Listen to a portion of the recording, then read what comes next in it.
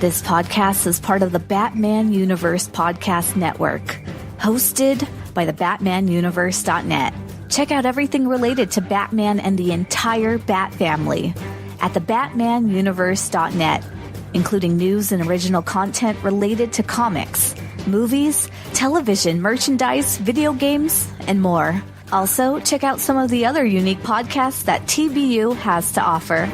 Consider supporting this podcast by becoming a patron on Patreon. Even $1 can go a long way in supporting this content that you enjoy. Look for a link over at the BatmanUniverse.net to offer your support now. And now, on with the show. Hi, this is Jim Lee, and you're listening to the Batman Universe Comic Podcast. Hi, I'm Dan Jurgens, and you're listening to the Batman Universe. Hey, this is Scott Snyder, and you're listening to the Batman Universe Comic Podcast.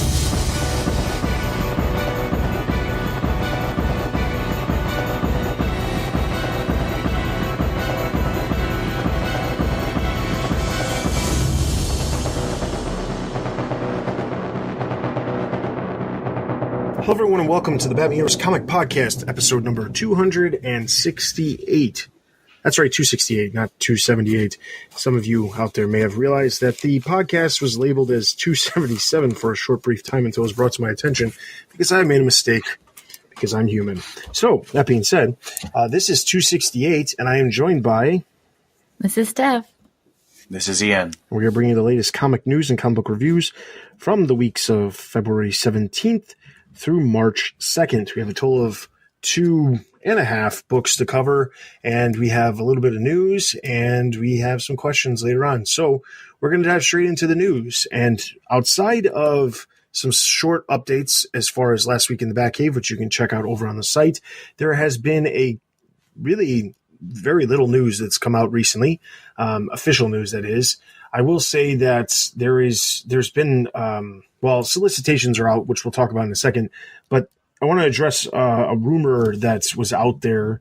I think we briefly talked about this on the last episode about the fact that DC could potentially be going down to 22. No, actually, I know for a fact we talked about this because it led into my rant at the end of the last episode, but DC has since talked about the supposed 22 number count since we had our last episode, or we recorded our last episode.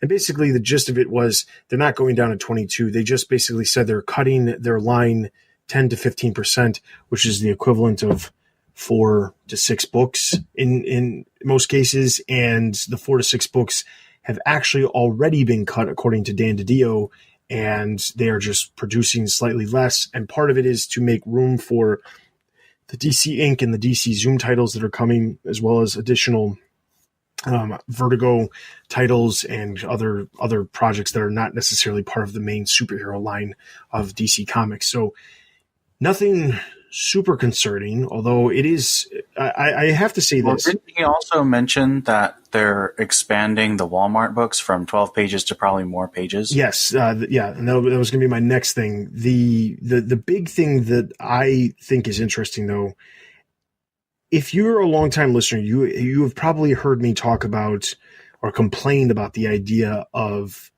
them doing series and then not lasting very long. Like they make it to 12 issues and then they kind of cancel them, or they make it all the way to 15 or 18 and then they cancel them. And it's one of those things where it's like, well, why are we even bothering putting a main series out if it's not going to last? If you have a doubt that it's going to last, why not just do miniseries? And I went on this tirade for a long time about they should be doing more miniseries and less hopeful ongoings, because there's no reason to do that. We're starting to see, we've seen in the Batman universe, as far as the stuff that we record and things like that, we've seen a lot more miniseries come out.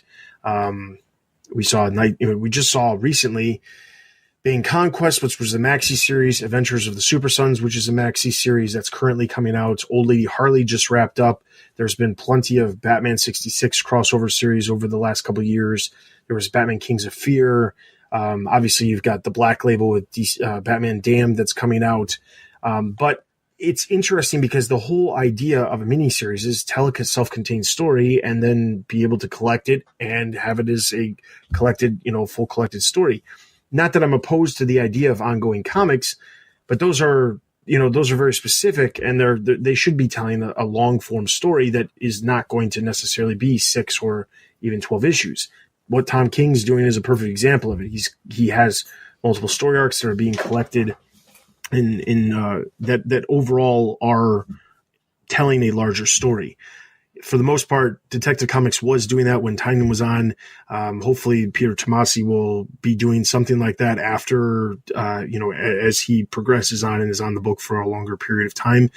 There's also been, just in general, there's been more miniseries, and I applaud them for doing that because it allows them to take a little bit of a risk. I mean, obviously, they're putting the book out there. Old Lady Harley was something that was just kind of out of left field.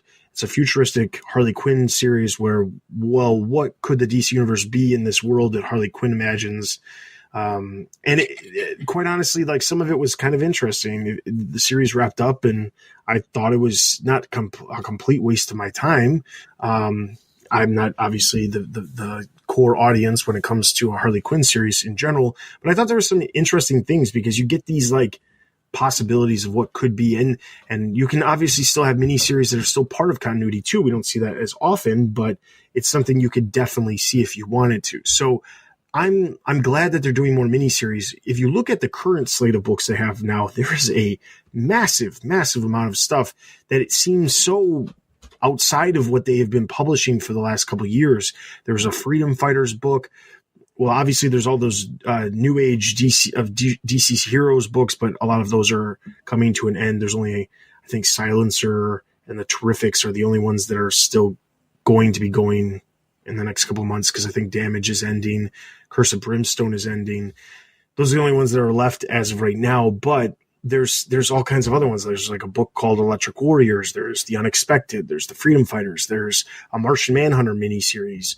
There's a lot of stuff out there that is outside of what you would typically see DC putting out, which is not necessarily a bad thing. It just unfortunately means there's less Batman books, which obviously that's what we deal with here, and that's what the site deals with. So there's a little bit less for us to cover, but I can see what they're trying to accomplish. So, and I honestly, and I've said before when we've talked about DC Inc. and DC Zoom, that is a great initiative that they really do need to put a focus on because it potentially brings in a completely different new audience to comics and superheroes in general that could potentially, raise the count of the number of issues that eventually get sold. If someone picks up a copy of, let's say, Mirror Tiebreaker, because I know that's one of the first ones that's releasing, and they read it and they're like, oh, I want to see Mira and maybe Aquaman more, they'll go seek out that other stuff, not necessarily at a comic book shop, but they might look for a trade or something like that, and it helps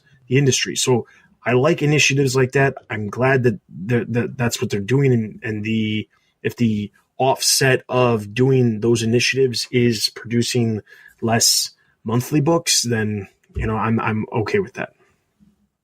I agree. I think that's a very good analysis. And then what Ian was saying was that part of the other thing that they talked about was they specifically brought up the Walmart books and said that the Walmart books are going to no longer be exclusive to Walmart later on this year, but they will be exclusive. They won't be exclusive to anywhere. So they could be selling them in Target as well as Walmart. And Walmart, even though it was an exclusive thing for the first 12, it's very likely that after the first 12 come out, the books will be, even more mass market than they currently are. They also said that they're going to up the page count of the original content within those giants from 12 to, they say like 20, I think. I can't remember exactly how many they said, but I know it's not something like maybe even 40, which is a lot. Yeah. And then, but obviously the books would still include some reprinted stuff from past stories, but maybe not as much. But they did say that they were focusing on that. They also said that the core stories that have been told, so for example, in Batman, we've got this Brian Michael Bendis Batman story that is intended to be collected. And we called this last summer when they said this, but it is intended to be collected as a full giant in and of itself for comic shops after the exclusive part of the contract with Walmart is up. The other stories that have been appearing in like the Justice League and there was the Teen Titans one. Those stories are going to be collected in more of a trade form because there are multiple stories instead of having one large reprinted, because they're different creative teams, not all the same. But the point is, as expected, they will make their way to comic shops just in a larger collected form. Similar to what just happened. Well, it's not the exact same thing, but there was just a story, like a 100-page Superman spectacular or whatever, that came out a couple weeks ago. There was an unpublished story, but it was a huge story by Len Wein or not Len Wein. Why did I say that? Marv Wolfman, I believe. And that story came out and was published as a giant, and it was a comic shop giant, and it was out of continuity or within continuity, if you want to try to pick and choose where it plugs in, but it's not part of what's currently happening in the Superman books. So that's what you're going to expect to see if you haven't been picking up those Walmart books. I got to say again, I like the idea of this. I said this last year that the idea of mass market comic books, clearly it's working because Walmart has more books than they previously did. They went from 4 to 6 within 6 months of this initially kicking off, which is a big deal. But then on top of that, Target jumped on and did their own giant, and that was all original stories in and of itself for the Primal Age Funko action figure line. So clearly it's working, and that's a good sign because it's got to get mass market. We got to get back to the point where we see comics in grocery stores, in other stores, in retail stores. And obviously the grocery stores isn't necessarily the biggest market in the world, but it just gets those books in places, especially where there's less and less comic shops all over the country. There's always going to be grocery stores, and there's always going to be the Targets and the Walmarts. So if they can get those books in more hands and get more people reading the stuff, goal achieved. So it's interesting, isn't it, that to go forward, they're trying to go backwards almost. Like they're going back to the grocery stores about. Yeah. I mean, and the funny thing is, if you look at, like, they don't actually have like actual sales numbers, but when you hear stories about how comics sold in like the 60s, they were like selling like hundreds of thousands of issues every single month of the books they were publishing because they were going to so many places, not just little comic shops. And that's not to discredit the comic shops, but there's been a lot of comic shops that have obviously sprouted up over the past 20 years, and some of them have been super successful and some of them have closed up and new ones pop up and then more close down. It's the nature of any sort of business whatsoever, but they're not selling nearly as many comics as they were in the 60s and the 50s. They're just not. So, I mean, the thing is, they got to figure out a way. And like I said last episode, if they're the ones who are going to try to figure out a way to do it, then by all means, then they got to take some risks and figure it out, because the alternative is we just don't get any comic books because they can't have it as a thing to keep supporting. In this day and age, when you see magazines, closing up and no longer producing content, or, they can't make the adjustment to having more of like a news-based website like Entertainment Weekly. I used to subscribe to that for years and years and years. I used to subscribe to a bunch of magazines, and over the years, the magazines started closing down, and Entertainment Weekly is still coming out, but they have a huge focus online of reporting news and things like that. That's not magazine based, and obviously they just run it on the ads that they have on the website itself. But like, that's the way everything is nowadays. You can go online and basically read everything for free. So, if you can figure out a way to get your product and your content in the hands of somebody and that otherwise wouldn't be able to get it, then you're succeeding. So, yeah. Well, actually, there's a couple of hidden costs that the 90s sales in supermarkets don't tell about. One is that there were fewer books, and so the books that were selling were selling a lot of copies, but there were only, instead of the 50 to 80 that the big two publish, it was more like 10 to 20 books. The other thing is the books in supermarkets were returnable, and return figures could be anywhere from 20 to 60 or 70%. So the sales of shipped are often not compared to the sales returned. I recently saw Comic-Con talking about how lower selling books are actually doing way better than the same ranked books. So like the number 300 book is selling more than the number 300 book like a decade ago. And that's a significant change in terms of how comic stores and comic publishers make their money. And unfortunately, when a lower selling book makes more percentage of your income, it has a lot of hidden costs in inventory and sorting and ordering, which makes it more stressful on the local business, although it doesn't necessarily stress out the publisher distributor as much. So these are hidden costs that we should remember when we're talking about the newsstands. To be clear, when I was talking about newsstands, I was talking about newsstands in the 50s and 60s, not the 90s. I know that there was certain comics that were on newsstands in the 90s, but to be clear, looking at Comic-Con only goes back to the mid 90s. They have some for 93, 94, 95 is the first year. Just looking at January by itself, DC was actually publishing way more comics than they're currently publishing. I'm looking at least 50, 60, and these are just single issues, not collected editions or anything like that. They produced way, way more comics than they are producing now. But that's not to say that they were all in comics or they were all on newsstands. I know that for a fact. Generally, the stuff that was on the newsstands was the stuff that was selling really, really high. Looking at DC's top sellers, which typically would be Batman. Batman in January of 1995 was selling 110,000 copies. In the middle of the thing, there was Batman vs. Predator was selling 106. Azrael, my God, Azrael was selling 106,000, 104,000 in the month of January. So I mean, like, imagine an Azrael comic selling 100,000 today. Yeah, that never happened. We'd be lucky if it sold over 20. So,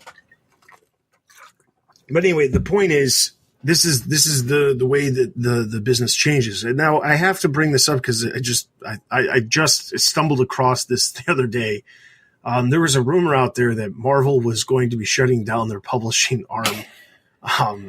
I thought this was hilarious because after everything we heard with DC and potentially slashing their books and kind of the internet kind of not blowing up about it, but like getting potentially upset about something that was not even confirmed.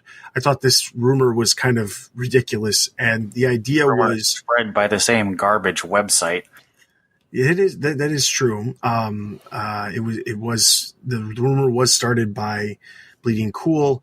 The interesting thing about that is that the story goes that Joe Quesada and CB Cebulski, I think his name is, which are the head honchos over at Marvel Comics. They were going to be going to South by Southwest to do a panel, which they are in fact going there to do a panel, and it's talking about like from page to screen, talking about how the comic book characters can go from the comic books to television screens and movie screens and things like that, video games, and how the industry has been a good place to like have things start from comics and then morph into bigger productions like movies and television, things like that. That being said, the rumor was that the panel was happening because those two people from Marvel were going there to basically plead their case as to why Marvel, as a comic book publishing company, should in fact continue to do it, even if they aren't making that much money to begin with. And the funny thing about this rumor is that while I didn't think it was true in the slightest, it is interesting that this at least was theorized by somebody, because the idea of the publishing side of any of these companies, like DC Comics specifically, not DC Entertainment, but DC Comics, which is so far down on the ladder of the corporate entity that is now AT&T, because now AT&T owns all of Warner Brothers and obviously DC Comics. Because of that, when you look at it, Disney is obviously a giant conglomerate that owns Marvel Comics and a bunch of other things too, but Marvel Comics is part of Marvel Entertainment, and it's just a small part of what the larger production company that is Marvel Entertainment does, just like DC Comics is the same way for DC Entertainment. Now, what's interesting about that, though, is the idea that a publishing company could go out of business but still be producing entertainment is something that was kind of an interesting thought, because that is entirely feasible in the future. Once you get to the point where you can mine enough out, you have enough stuff to mine, meaning you can produce movies for eternity, and then you can get to the point where you start creating original stories for your movies and they're not based off of comics themselves. Do you really need to have it? I mean, I'm not one to advocate getting rid of comics in general, but is that possible?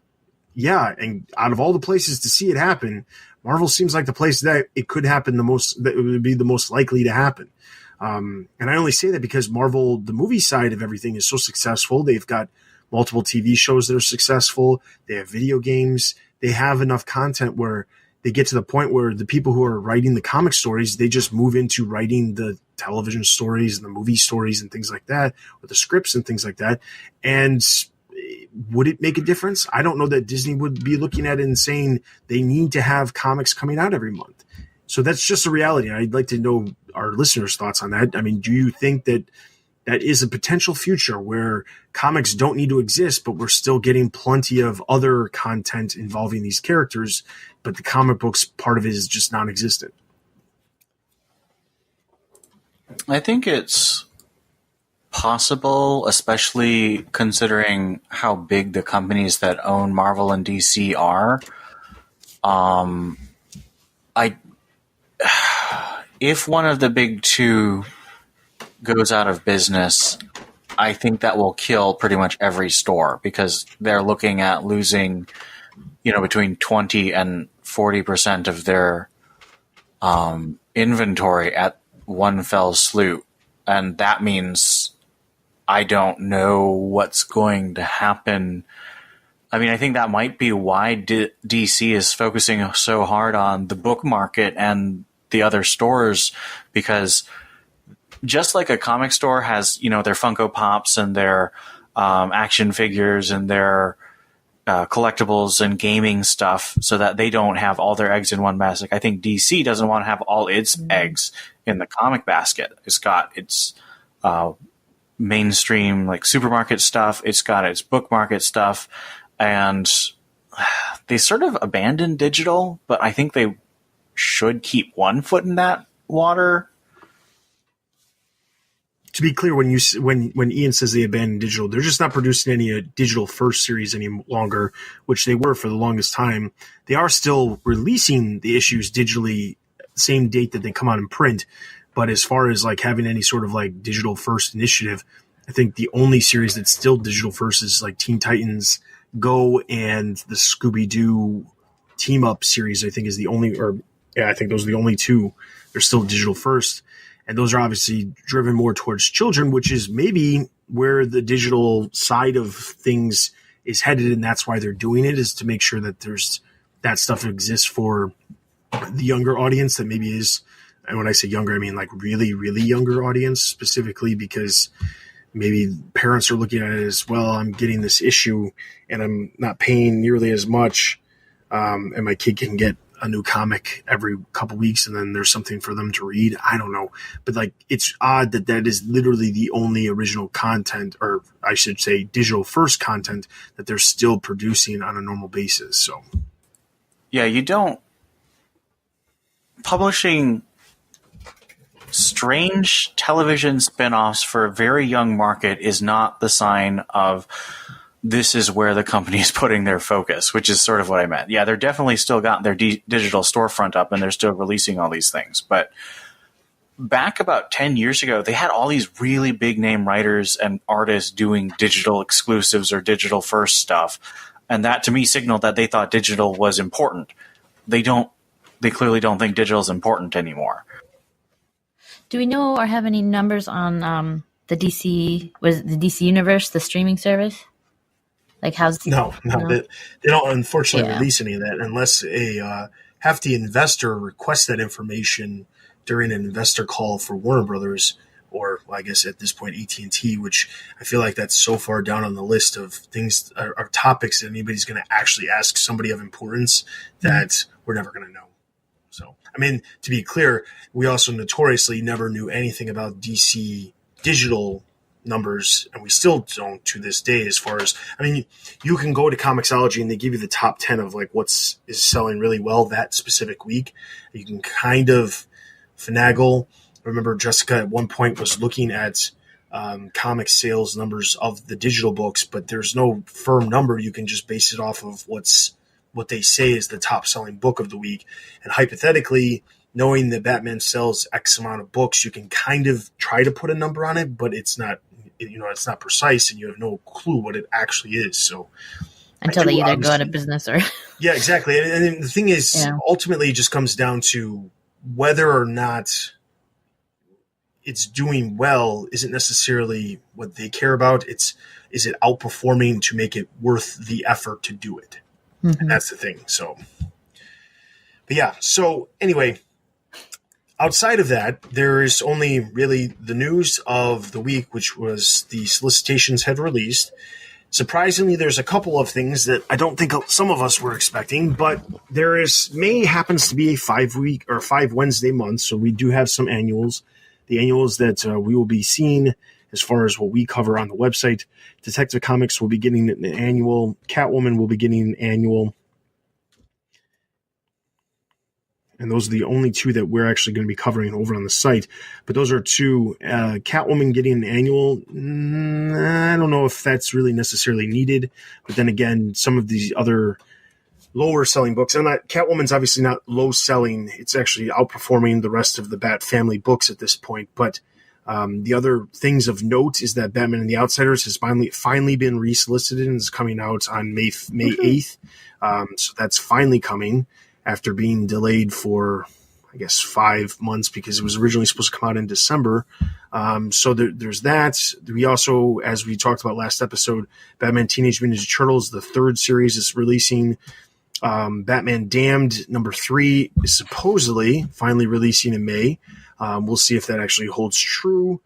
We also have the kickoff of Batman Last Night on Earth, which is the Scott Snyder Greg Capullo story that we've been seemingly talking about for all over a year at this point. That's coming, and it's going to be a 3-issue miniseries. So that's coming. The first issue is coming out at the end of May. No word exactly on the release of that, whether it's going to be every month or every other month like Batman Damned originally was. We'll have to wait and see what ends up coming of that. We'll obviously know as soon as June solicitations comes out. A couple of other things. We talked about DC's Year of the Villain, which is that 25-cent issue that comes out at the beginning of the month before Free Comic Book Day. That's coming. Doomsday Clock number 11 is supposedly coming out in May, which hypothetically, if that stays true, we should be getting Doomsday Clock wrapping up in July, although the rate they're going with the delays that they're already occurring, we'll be lucky if that actually happens. Heroes in Crisis, and I say that because the issue Doomsday Clock number 9, which as you're listening to this just released this past Wednesday, that issue was supposed to come out. Wednesday. What's that? No, it's next Wednesday. This coming. Oh, I see what you're saying. Yeah. Doomsday Clock, which as you're listening to this just came out this past Wednesday. That issue was supposed to come out in January, was delayed all the way up until March, and now the issue number 10, which was also supposed to be coming out in March, supposedly is still coming out at the end of March. That's not extremely likely to happen, so we'll see. So the fact that they solicited 11 for May, we'll just wait and see. Other things worth mentioning: Heroes in Crisis is wrapping up with their final issue at the end of May. Deathstroke will be wrapping up the Terminus Agenda with the Teen Titans crossover, and then we also have just a couple of other things. There's going to be a DC Zoom title, Dear Justice League trade paperback, which we've mentioned before. That's releasing. It's actually going to be releasing in July, but it's advanced solicited for May, which means you order it earlier, but then it'll just come out later. And then Dog Days of Summer, which is the weird, well, partially to me it seems weird that it's coming out in May, but Dog Days of Summer is a summer holiday special, holiday giant type thing. Last year we had the DC Villain Summer Spectacular or whatever it was called that came out in July. So that's basically the gist. I mean, like, quite honestly, out of everything and just with the normal books, Batman's kicking off The Fall and the Fallen. Mikel Janion's back on art.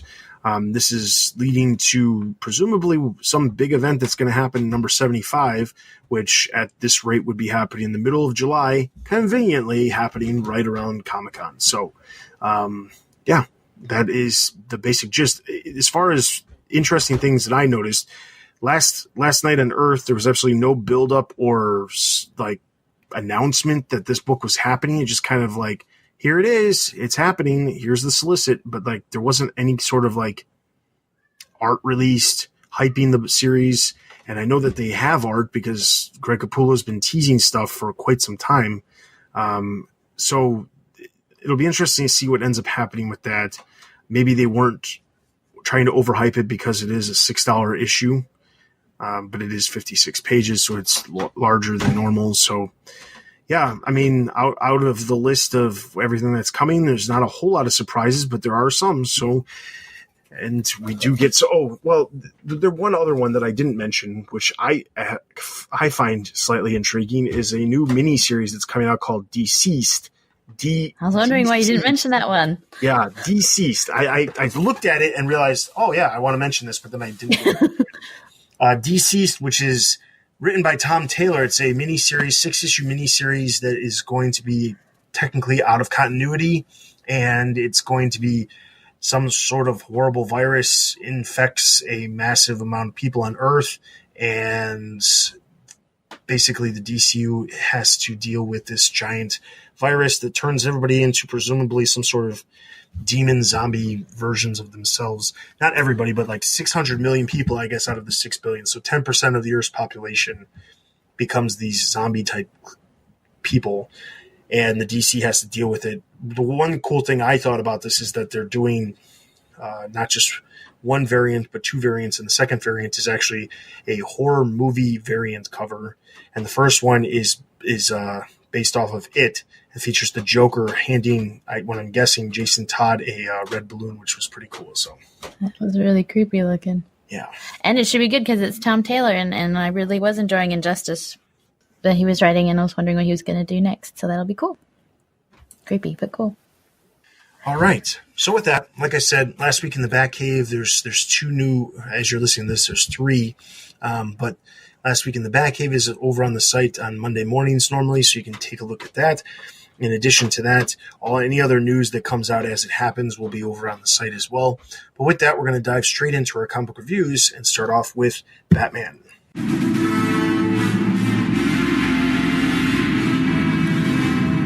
Batman number 65. The Price, Part 3, subtitled The Price of Vengeance, written by Joshua Williamson, art by Guillaume March, colors by Tomu More. Title card. What doesn't kill you, ellipsis. Clara Clover, Gotham Girl, narrates her history. She imagines a scene where she rescued her family from the mugger in Crime Alley, but narrates that she wasn't even there that night. Batman saved her parents and brother, so she imagines her own origin stories. She feels her body breaking down as she uses her powers, but pushes through the pain. Batman and Flash fight the copies of Gotham and Gotham Girl, holding nothing back as the copies were never truly alive.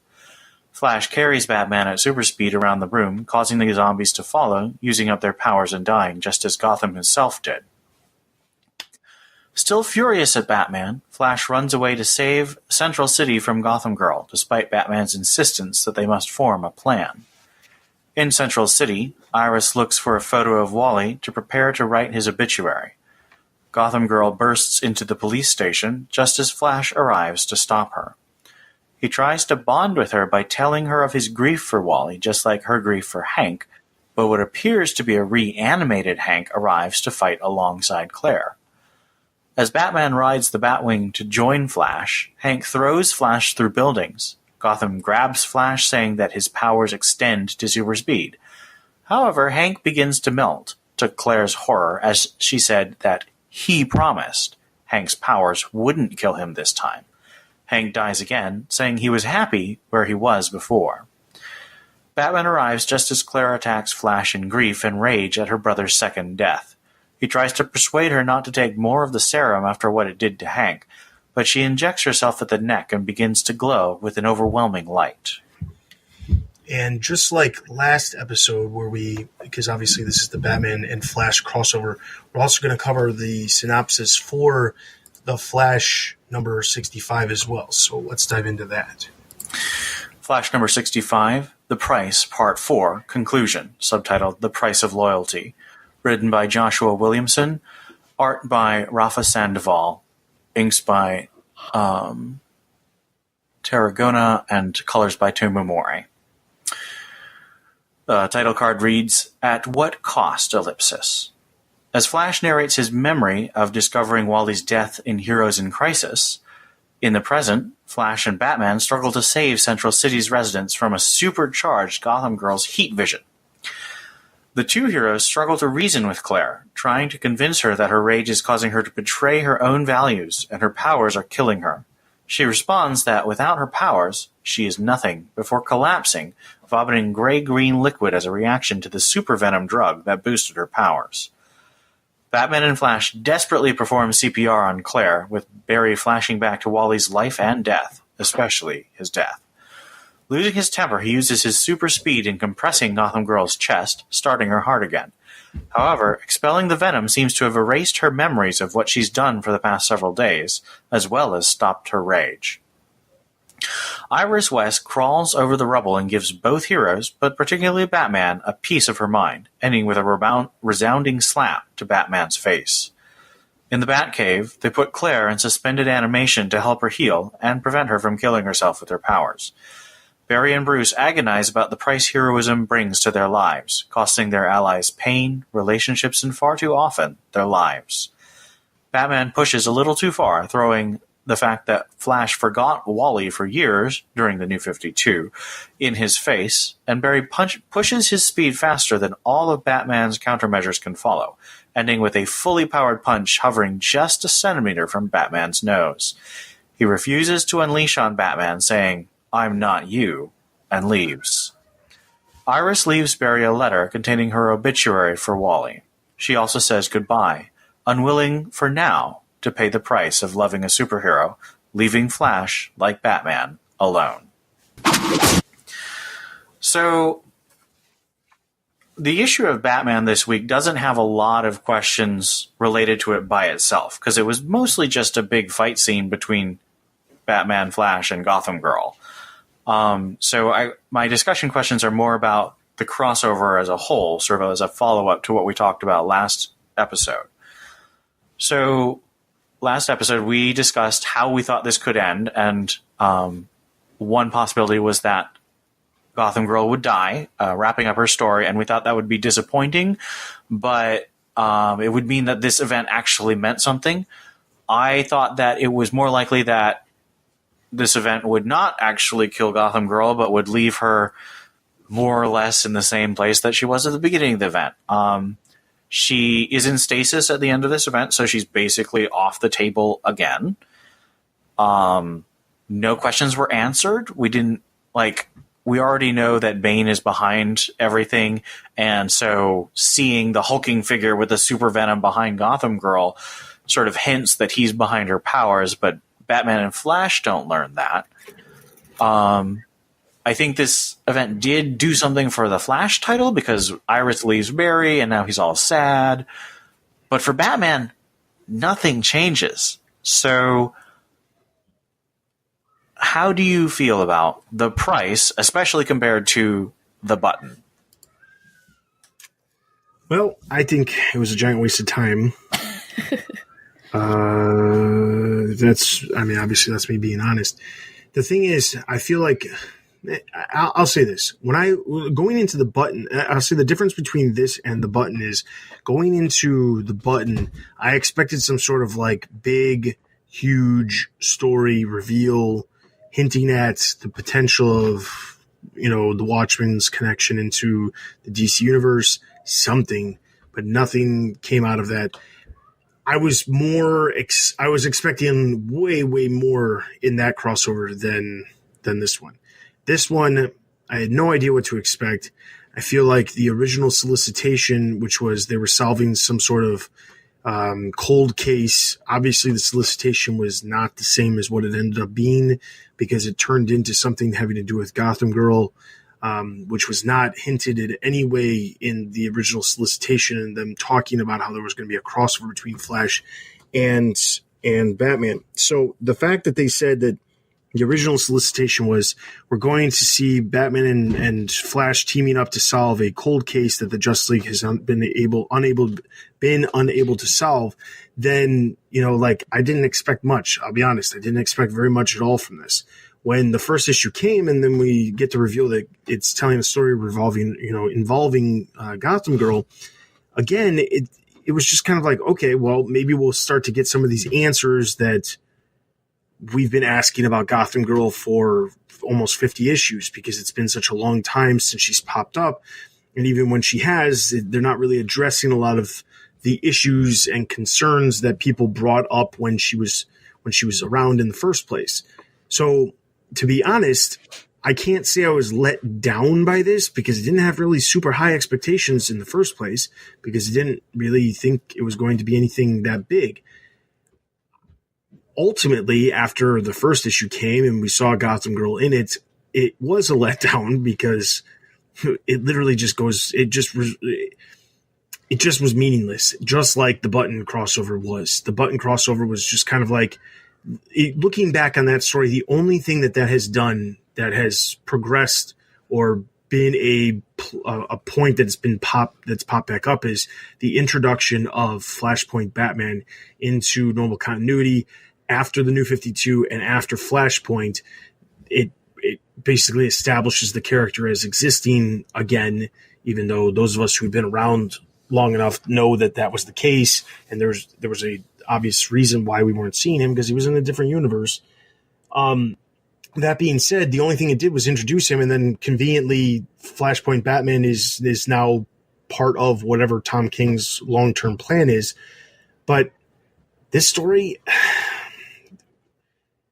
Ian mentioned that it puts Gotham Girl right back where she was. I don't think it necessarily puts her right back, but I mean, she's in a position where I think she's right back to where she was prior to Batman number 50, because the only difference is before all of this, before she popped up in Batman 50 sitting alongside Bane and us questioning why in the heck is she there, this kind of answers the question as to why she's there or why she was there in Batman number 50 alongside Bane. But because it wraps up so quickly in these couple issues, and the stories, to be honest, even with 4 issues, this feels like really, really light on achieving anything whatsoever other than just answering the question of why was she there in number 50. It's just like, whatever, who cares? She's in this stasis, and now she's off the table, and that resolves that. But it still doesn't really explain all the questions that we were asking before she popped up in number 50 that were never answered. So it's like, are we ever going to get back to this character? I'm guessing because she's not dead, maybe it's possible, or it's possible that she'll become like so many other characters that have popped up as brief plot points and then completely ignored afterwards. So I don't know. Long-winded answer to basically say not disappointed, but wasted my time. Yeah, if there's one good thing to be said, it's that it was good that it was a crossover, so that at least we didn't have to read this for 2 months. We just had to read this for 1 month. I just feel like it had so much potential. We could have gotten Claire's backstory. Like, has she been in cahoots with Bane from the beginning? Is that who she originally got her powers from? We don't know. It's sort of kind of hinted a little bit, but like they don't come out and say it. They could have dealt with Barry's heart issues and his pain and Batman's pain. Like, it seemed like a lot of times they started talking about stuff and then, oh, now we're interrupted. We have to go somewhere. And okay. But like, even if at the end nothing necessarily had changed, at least we'd have gotten a whole lot more information. We would have gotten character development, or at least insight to characters. But as it is, like, at least now we know where Claire is. She's in a giant tube in her costume for some reason, because they always have to have their costumes. Yeah, it was. I think it had a lot of potential, and it just dropped all the balls. And then also, I don't think it was well written. I've read overdramatic fan fiction that was slightly better than this. Because everyone. Yeah, I don't hate Josh Williamson's writing, but this did not feel like a good showcase of it. I feel like even with all the frustration of the button, I thought there were some good moments. Like a lot of people point to the scene where Batman Bruce tells Thomas, Flashpoint Batman, that he has a son in the Batman part of the button. And I agree. I think that's a very powerful scene. That's Williamson writing at his best. This, I'd say the early stuff where Gotham Girl's really struggling with the death of her brother was well done, but these last two issues were just, it felt really paint by the numbers, and because it didn't accomplish anything, at least for Batman. Again, if you're a Flash fan, feel free to correct me in a comment or on Discord, but it didn't feel like anything that was happening was meaningful or logical. Like, because, and this is going back to our critique, or my critique last episode, it feels like Williamson both did and didn't read what Tom King was doing with Batman. So he does a lot of actual direct quotes from Batman, like he does Up, Up, and Away, which is a direct quote from what Claire says in Batman number 24. And he talks about how Gotham Girl, wanted to be a hero because she loved her brother. But then he has Barry constantly berating Batman for being like, oh man, Batman, how dare you control Gotham Girl's life? How dare you tell her she can't be your hero? When Batman explicitly says, Claire, make your own choices. I'll give you training. I'll help you find training so you don't have to use your powers, but you can still be your hero. So it's both directly quoting. And then Iris blames him again later. Like, she repeats everything later. Yeah, and it's explicitly contradicting while directly quoting. So it's this weird worst of both worlds that I know Williamson has done good work, but I don't think this is going to go down as one of his good moments. And it pains me to say this because he's such a friendly guy. I got him to sign one of my cereal box comics, and he was just like, oh, that's so cool. He's a great guy, but this is not a comic I would want signed. It's just middle of the road filler that just gives time. And I understand that's exactly what it was, but I feel like you could do middle of the road comic that actually does something. Like, what you do though is you create a new villain and then defeat the villain. So like, write a self-contained problem that you solve by the end of the arc, instead of just sort of churning water on an existing problem that you're not allowed to resolve. A cold case actually would have been very interesting. Exactly. That solicit was exciting. Together. Yeah. Yeah, and the other problem that I think that this all was not only it feels as if Gotham Girl's included in this story because they were like, well, we needed to tie into what Tom King's been doing, but he can't go all the way of like answering the questions that a lot of people have asked or really like progressing that character in any way. Like, all we did was just set the character back to the square it was right before issue 50. So what was the point of even doing this? Like, we could have, if we didn't have this story happen and she wasn't sitting next to Bane, it would be the same spot, like you said earlier. So, I mean, like, man. Yeah. And the placement of the story is also really weird. Like, why is it in the middle of Nightmares? Like, did he get up and he feels better for a little bit? No, remember that this takes place during Heroes in Crisis. Oh, okay. Which we don't know exactly when that is. It happens before Nightmares. So explicitly, Tom King said it's like between 56 and 57. So after that's when he said it's supposed to happen, but at the same time, this it didn't release then. Published then because of Tom King's personal schedule with other projects going on.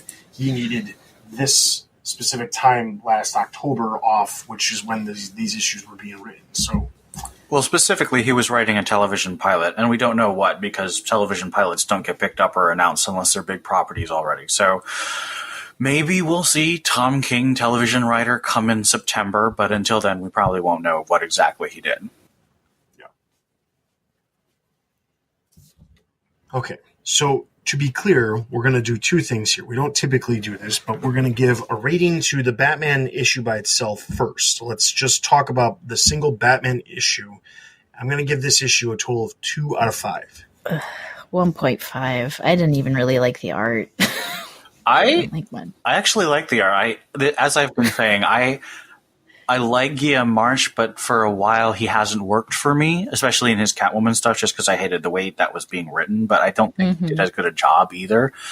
But this has been my favorite Guillaume March for a while. So I'm going to give this a 3 out of 5 for the Batman issue, just because I thought it was like really sort of rich and suspenseful and sort of creepy art. And I liked that, even though the story itself wasn't great. All right, so that's going to give Batman a total of 2 out of 5 Batarangs.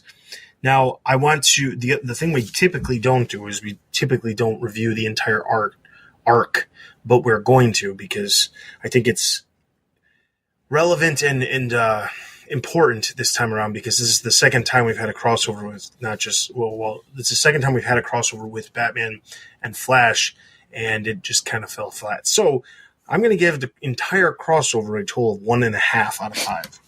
I'll swap and do 2 for the entire thing. I'm also going to give it 2. It wasn't the worst thing I've read, certainly. I mean, I think I probably enjoyed it more than Night of the Monster Men, but it's just so pointless. At least that had Steph in it, right? Yeah, but Steph was really out of character in Night of the Monster Men. She was like spouting all these random technical details. I was just like, what is this computer person? All right, so that means the entire crossover gets a total of 2 out of 5. So if anybody at DC is listening, stop doing these crossovers. Really just do it. Stop doing them. All right. Or at least do them better. Yeah. All right, so that being said, let's move into our next book, Detective Comics.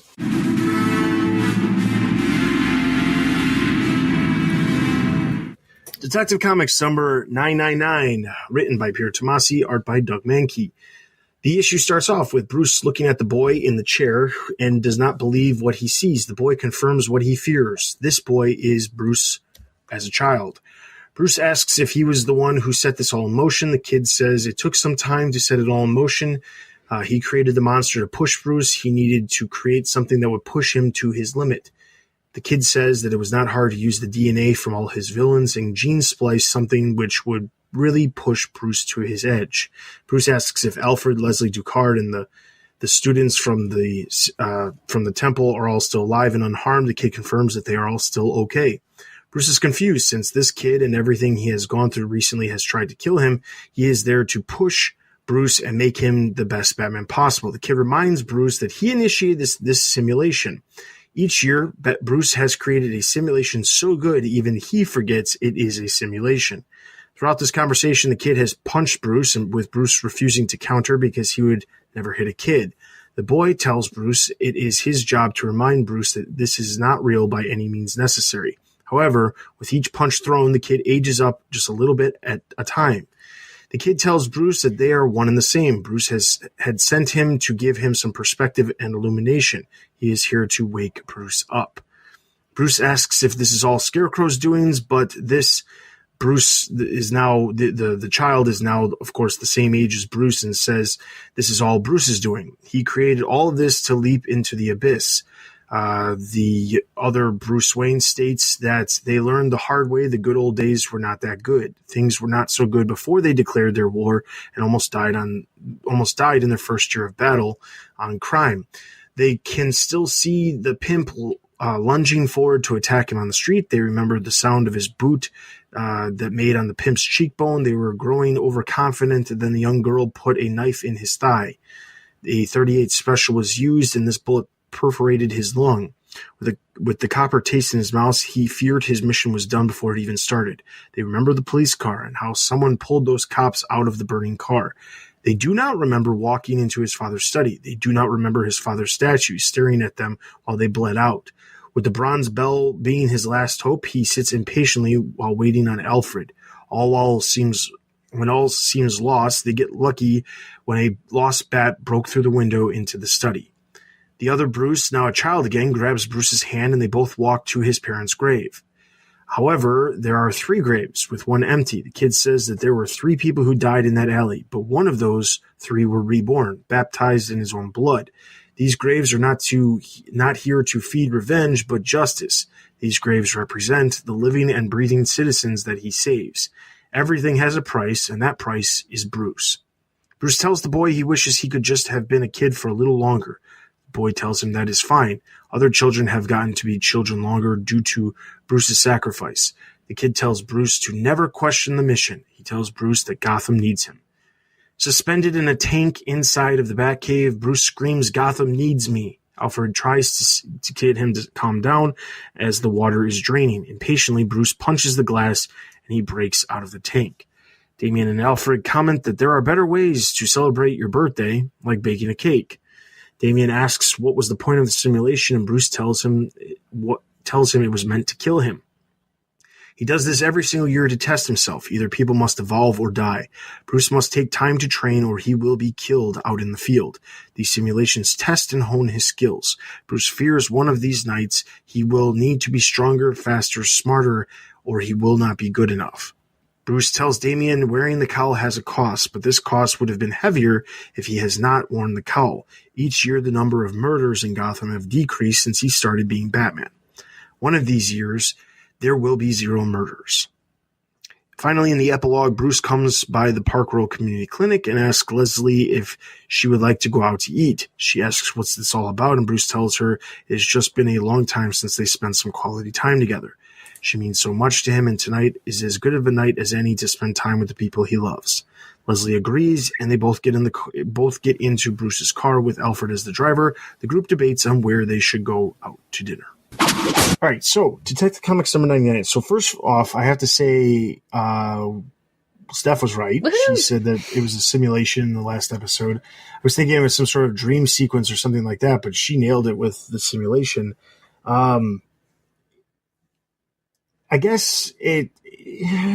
so here's the thing. I don't have necessarily a problem with it being a simulation. Stuff did get very weird very quick in the last couple issues. And because it was getting so weird, it obviously, like I said, I thought maybe it was a dream sequence or he was affected by maybe Scarecrow's fear gas or something like that. Something was obviously going on based off of what we were seeing in the issue. The fact that it's a simulation and he does this to himself, kind of a little extreme, but his reasoning is pretty sound, at least by my standards, because the idea of this is a way for him to like train himself to be better, and he feels the necessity to keep himself as, to the point that he is the best trained that he can be, and this is what he thinks he's going to do. If it works, then it works. As soon as it doesn't work and the murders rise, then obviously this simulation thing is not really doing what he's intending for it to do. That being said, this was interesting. Ultimately, kind of slightly unnecessary as far as an arc goes, and it definitely didn't set up anything. I think we all assumed that this was leading to, the Arkham Knight, and in some ways, obviously, it still is, because Arkham Knight's going to pop up in the next issue at the end of March. But that being said, it does feel like this entire arc was slightly pointless, because we had all this stuff that we thought, oh my God, Ducard's dead, Leslie Tompkins is dead. We've got all these other characters popping up, and they're, horrible stuff is happening to these other characters. Alfred gets shot. This stuff is like, this is nuts. And then none of it actually happened. So we've seen things like this in comics in the past where an entire series of events is not actually happening. That being said, I'm still okay with it, and I don't know why. I don't want to sit here and say it's just because I am completely okay with it being a simulation, because some of how we got to the ultimate reveal that it was a simulation was kind of a little weird. And the fact that the pacing, the biggest issue with this story arc for me was just the pacing. Some of these, because we had like 2 characters or 2 people in Bruce's lives featured in the same issue, that was part of the problem. But ultimately, a lot of the stuff that we had issues with, you can kind of just say, well, it didn't happen because it didn't happen, and it's not that big of a deal anymore. So that, in that regards, I guess I'm not going to sit here and complain too much about it. What did you guys think of the end all, it's a simulation, and everything that we potentially had an issue with is suddenly no longer an issue. Well, there's almost no point in complaining about all the, I don't know, laziness. I don't know, whatever's wrong with this trope. There's really no point in complaining about it because this is the route they chose. Okay, all right, we'll go with that. It does seem like a thing Batman might do. Do something to hone his senses. I mean, I'm sure there's been stories like this before where he's just doing something to keep himself sharp. That's fine. This is over the top. I kind of like how everyone kind of teases him a little bit about how intense he is. Like, you could have just made a cake. Like, you really didn't have to do all this. And everyone's just kind of almost brushing off Batman's intensity about training himself, but also in a way respecting it and yeah, okay. No, you're doing good. You're doing good. You're doing better than last year. Less people died. You're doing great. And definitely, it explained how everything was so really weird and how they got all those sharks into the middle of the desert, which still bothers me. But I do want... I'm just salty they didn't use the bat shark repellent. Well, it was a simulation. He didn't give it to himself in the simulation, right? I just wonder, like, how long did this take? Like, how long did it take to set up? And how long was he in the tank? And, like, shouldn't he have been out saving Gothamites instead of doing this? If that's his intense feelings? I don't know. I just thought that him doing it in and of itself was a bit of a waste of time. And what did he learn? Like, I don't know if his detecting skills got sharper, maybe? I don't know. Especially at the beginning. The beginning did seem like a detective comic thing, except for him exploding the fish tank or whatever it was. But I don't know. I don't know what he actually learned from this, and if it wasn't actually wasting time doing it, time he could have been saving Gothamites. I don't know. That was my big problem with it. So this is Steph referenced there must have been other stories, and there are actually two significant stories to come to mind for me. The first is Scott Snyder's Super Heavy, where Bruce has lost his memory because he died and was resurrected in a fake Lazarus pit in a battle with the Joker. And so he has no memories. And to become Batman again, he literally has to kill himself in his cloning machine to give himself the old memories of the download. And Jim Gordon talks about how Jim Gordon, who was Batman during the Super Harry storyline, he talks about how Batman cannot be as dedicated to the mission of saving other people without basically having no life of his own. And so it's metaphorical death. He doesn't have ongoing romantic relationships. He doesn't have really a hope for the future except for less crime, fewer murders. And similarly, Tom King in I Am Suicide talked about how Bruce died in the alley and he tried to kill himself as a child, and instead of killing himself, he decided to kill his future by becoming Batman. And I think that this is going for the same thing. I mean, you have Bruce standing at his own grave and sort of like burying himself. And there's this idea that he can't move on because if he moves on, he won't be Batman anymore. Tony did a really great job in reviewing this, and he says that he disagrees with this idea. He doesn't have to re-traumatize himself to keep being Batman. Part of the problem with any Batman story is, as I've said before, there is no end to a Batman story, because if a Batman story really ended, either Batman would be dead or he'd stop being Batman because he's accomplished a goal. But DC wants to keep publishing Batman for another 80 years, understandably. He sells a lot of comics and toys and movies and more toys. Did I mention toys? And so they're not going to stop they're not going to be done with Batman. We're never going to get the true final Batman story, because we've had tons of final Batman story. We've got The Dark Knight Returns. We're going to have Last Night on Earth. We've gotten Endgame. Tom King's going to kill Batman. We've got Nightfall. There's so many Batman stories that give us an idea. Oh, and R.I.P., of course, Grant Morrison. We've gotten so many Batman dies, Batman is done, but it never ends because they're going to keep publishing it. And so writers, being curious and interesting people, like to try and figure out, well, what's the reason for this? And since Grant Morrison, the answer to what's the reason for this has been because Batman isn't really living a life. He is trapped in a cycle of trauma. And I think that makes a certain amount of psychological sense. I don't think it's necessarily something we need so often, but I think that we have to remember this is the lead up to 1000, which is sort of a capsulation of everything Batman wants to be. And so in this issue, we get a greatest hits of what makes Batman Batman with all his training, and we also get this philosophical statement of who Batman is and why he has to keep being Batman. And I think it's very well done. And I want to give Tomasi credit, because everyone knows I have a bias against Tomasi, but I think he did a really good job here in this conclusion. And I think it's a thoughtful conclusion. I think it's very interesting. It pokes at issues that should be poked at sometimes. And it's very appropriate to do that in the context of an anniversary like Detective Comics 1000. I also, of course, am really happy that Henry Descartes and Leslie Tompkins, of course, especially, aren't dead. That's a huge relief to me, and it takes away a lot of my negative feelings. Because I do agree with Tony's review of Leslie's death. It was a beautifully written death. And now that I know she's not really dead, I can enjoy the skill that went into that without being frustrated that they took away a character that I would like to see going forward.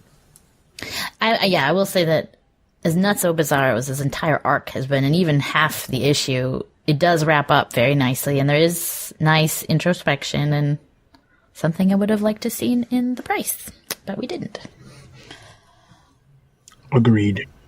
I also want to plug Donovan's really excellent essay about death in superhero comics and Batman particularly. I think he dealt with a lot of the issues that this kind of arc can raise, and it's really good read. Definitely check it out. Agreed. Definitely check it out. I was going to mention that later on.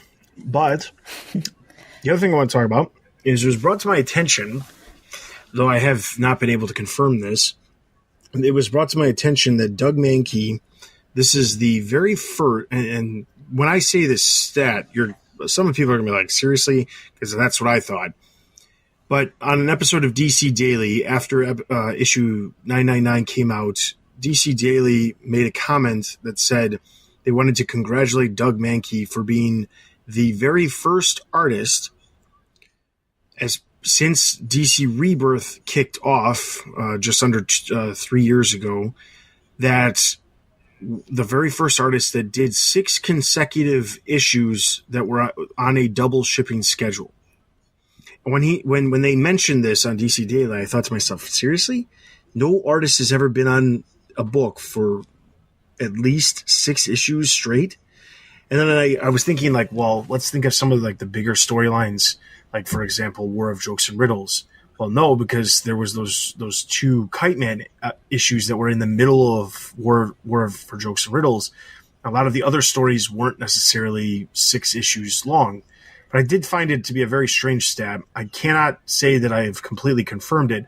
And I will also state that despite the fact that DC Daily is at least somehow connected to DC Comics because it is produced by people at Warner Brothers who happen to also be in line with DC Comics, they have reported things wrong in the past. So I just want to be sure to say that sometimes fact-checking things as official as something from something like DC Daily still needs to be done too. So I can't say that it's for sure because I was unable to verify it myself, but I did find that stat unusually alarming because there was a lot of double shipping books at the very beginning of Rebirth, and now there's not nearly as many, but 6 issues doesn't seem like that many, especially with some of these books and how far in advance they are working. So, well, okay, so the only instance similar to this that I can think of is Alvaro Martinez on Detective Comics with James Tynion. He did a whole arc, the Azrael arc, during that run, and that was only 5 issues. None of the other detective issues were one artist. Tom King, in his first 3 arcs, I Am Gotham, I Am Suicide, and I Am Bane, those all had the same artist, but again, it was 5 issues each. The upcoming Justice League arc is 6 issues, and all of them are supposed to be done by Jorge Jimenez. However, there is going to be a Legion of Doom inserted in there, so I don't think that's going to count, even though all 6 issues of that are supposed to be by Jimenez. They're giving him a little buffer with the typical James Tynion sort of interlude for the Legion of Doom. I haven't been following most of the other double ships as closely, but I do remember when I poke my head into them, I do see a lot of fill-in artists or a lot of rotating artists. I mean, obviously Wonder Woman for the first 25 issues was every other issue was a different artist. So yeah, I believe this stat. I mean, if you think about it, 6 issues is 6 months of work in general. That's half a year. And compressing 6 months of work into 3 months, or at least a 3-month release schedule, is ridiculous. So Scott Snyder, in his YouTube channel, which I recommend, has got a lot of craft insights. He just said that he finished his script for his whole scripts for the Justice League thing that Jorge Jimenez is doing in August and September of last year.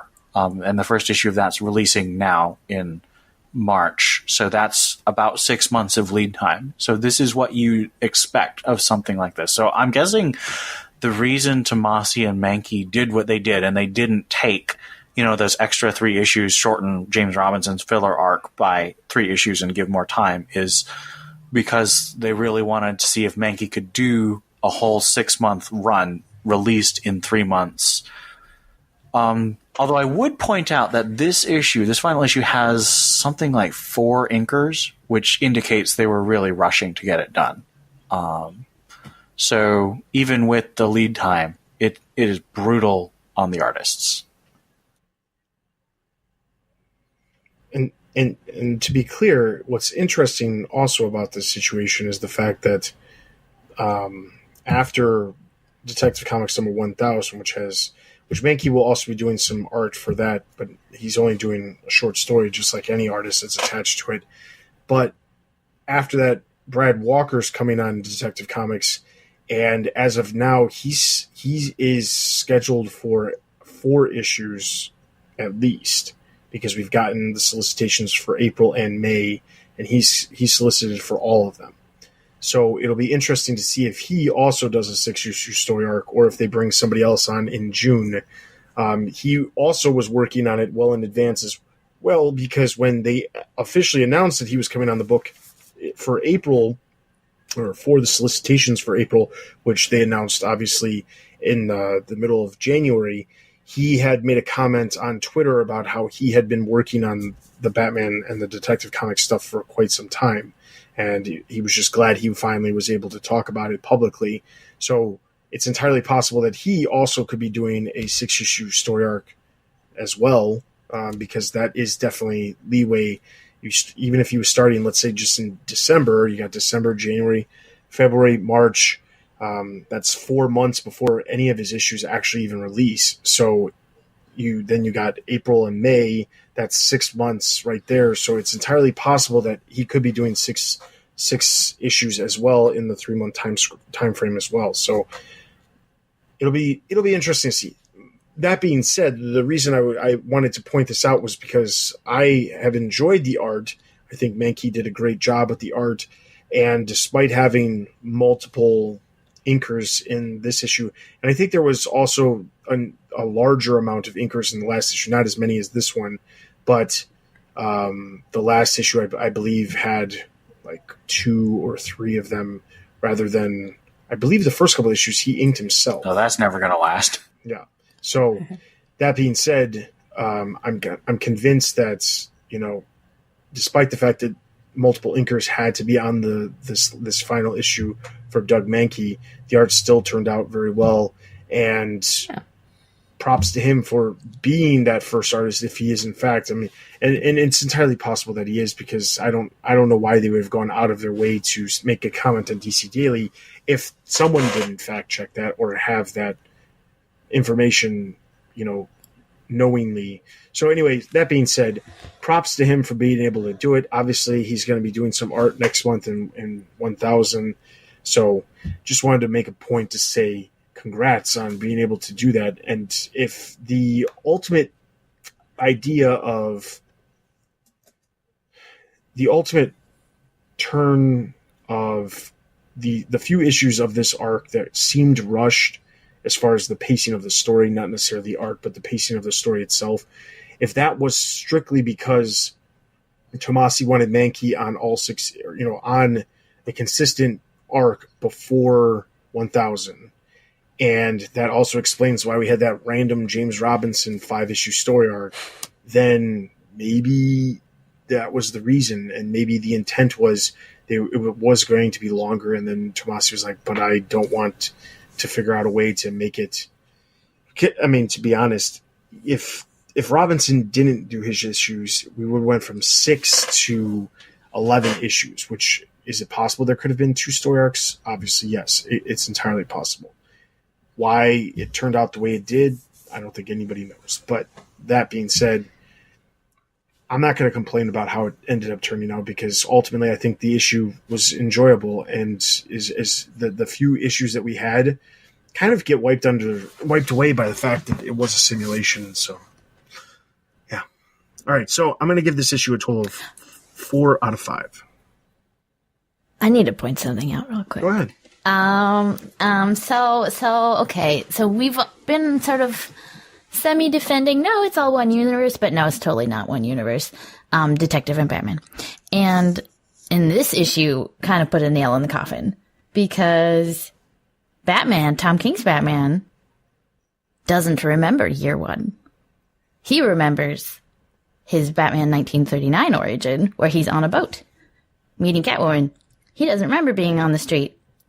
And this issue had a whole few panels of him wearing his year 1 outfit and remembering in great detail everything that happened on the street that night. So it can't possibly be the same Batman, because they have different memories.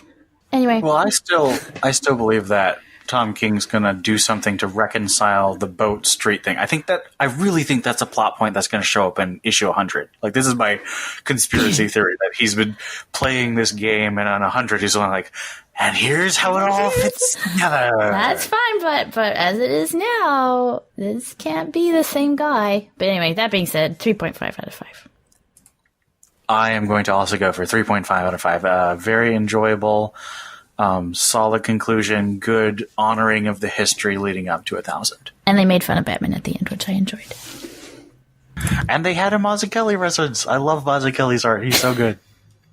All right, so over on the site, Tony gave it 4, so it's going to give Detective Comics a total of 3.5 out of 5 batarangs. Let's move over to the site for Greater Gotham.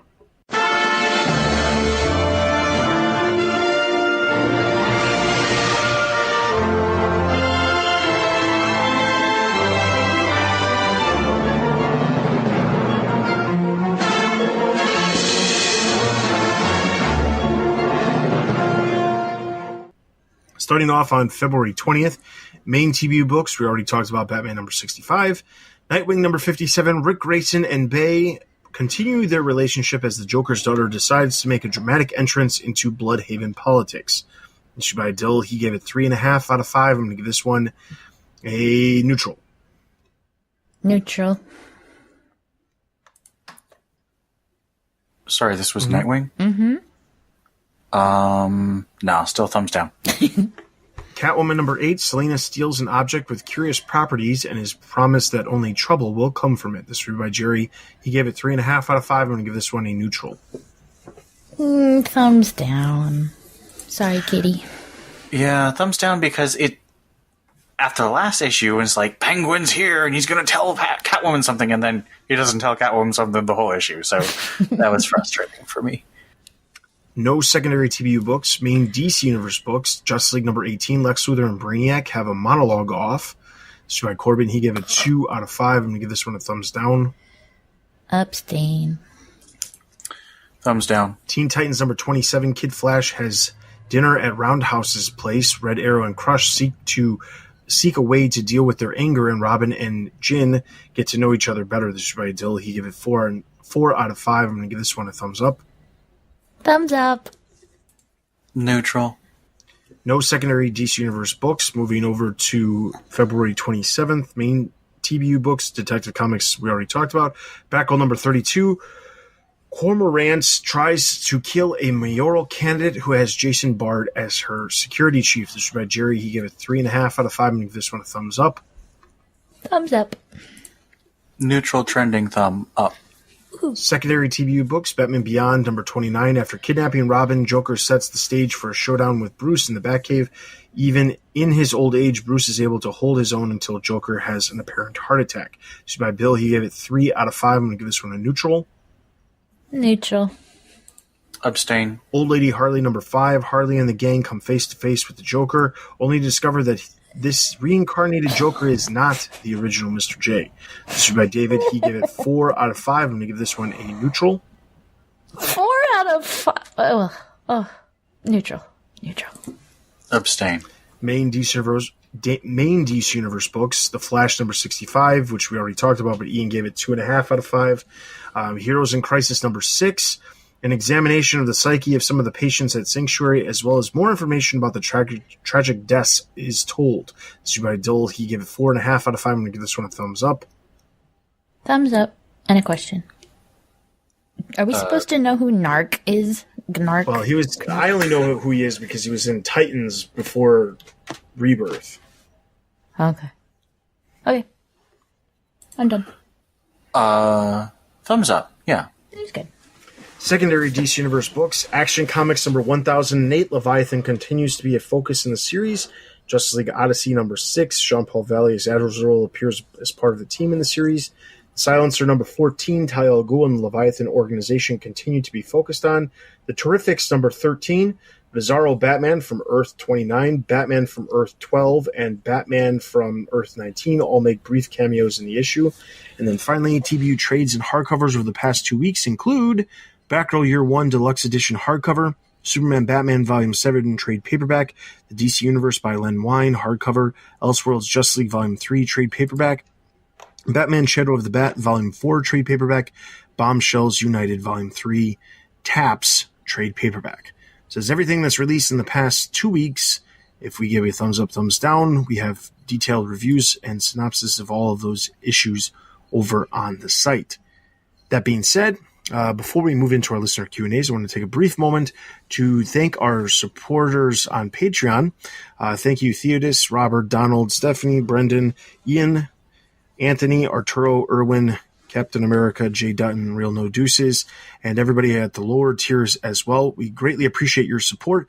Just as a heads up, if as I've said in the past, and I just want to put it out there as a reminder, if you are unfamiliar with what you could be getting as far as what is available, if you are supporting, I just want to run down real quick what extras you will get. So if you like hearing me rant or talk about things in general, I've tried to start getting some of the stuff like TBU Extra and TBU Raw, which are smaller, shorter podcasts released a little bit more frequently.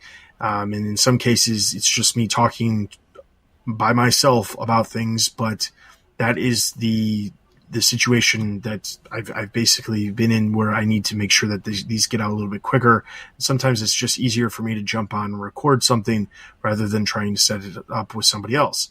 That being said, that's not always going to be the case, but I will say that just in the past couple of weeks, I released an episode about TBU Raw episode, which you would have access to at the $3 level, which is discussing all the film updates for the next Batman film. There was also another TBU Raw discussing the DC film slate, the announcements that we've heard up to this point of what to expect, and some other theorizing from me as to what else we could hear about over the next couple of years. And I also launched a brand new series, which is part of the $10 level, which will take the place of at least one of the TBU extras every single month, which is called Fandom in Crisis. Now, I know that there are some of you who really enjoy hearing me rant, and there's some of you who absolutely despise hearing me rant, because let's be honest, there's iTunes reviews saying both. Some of you hate it and some of you like it. So, that being said, I know that the people who do like it will want to hear more of it. So I've decided that I started a new series on Patreon called Fandom in Crisis. And basically, I will be talking about a variety of different topics about the fandom in general. The very first episode was problems with fan journalism and issues in general with journalism and how things get reported and rumors get spread and things like that.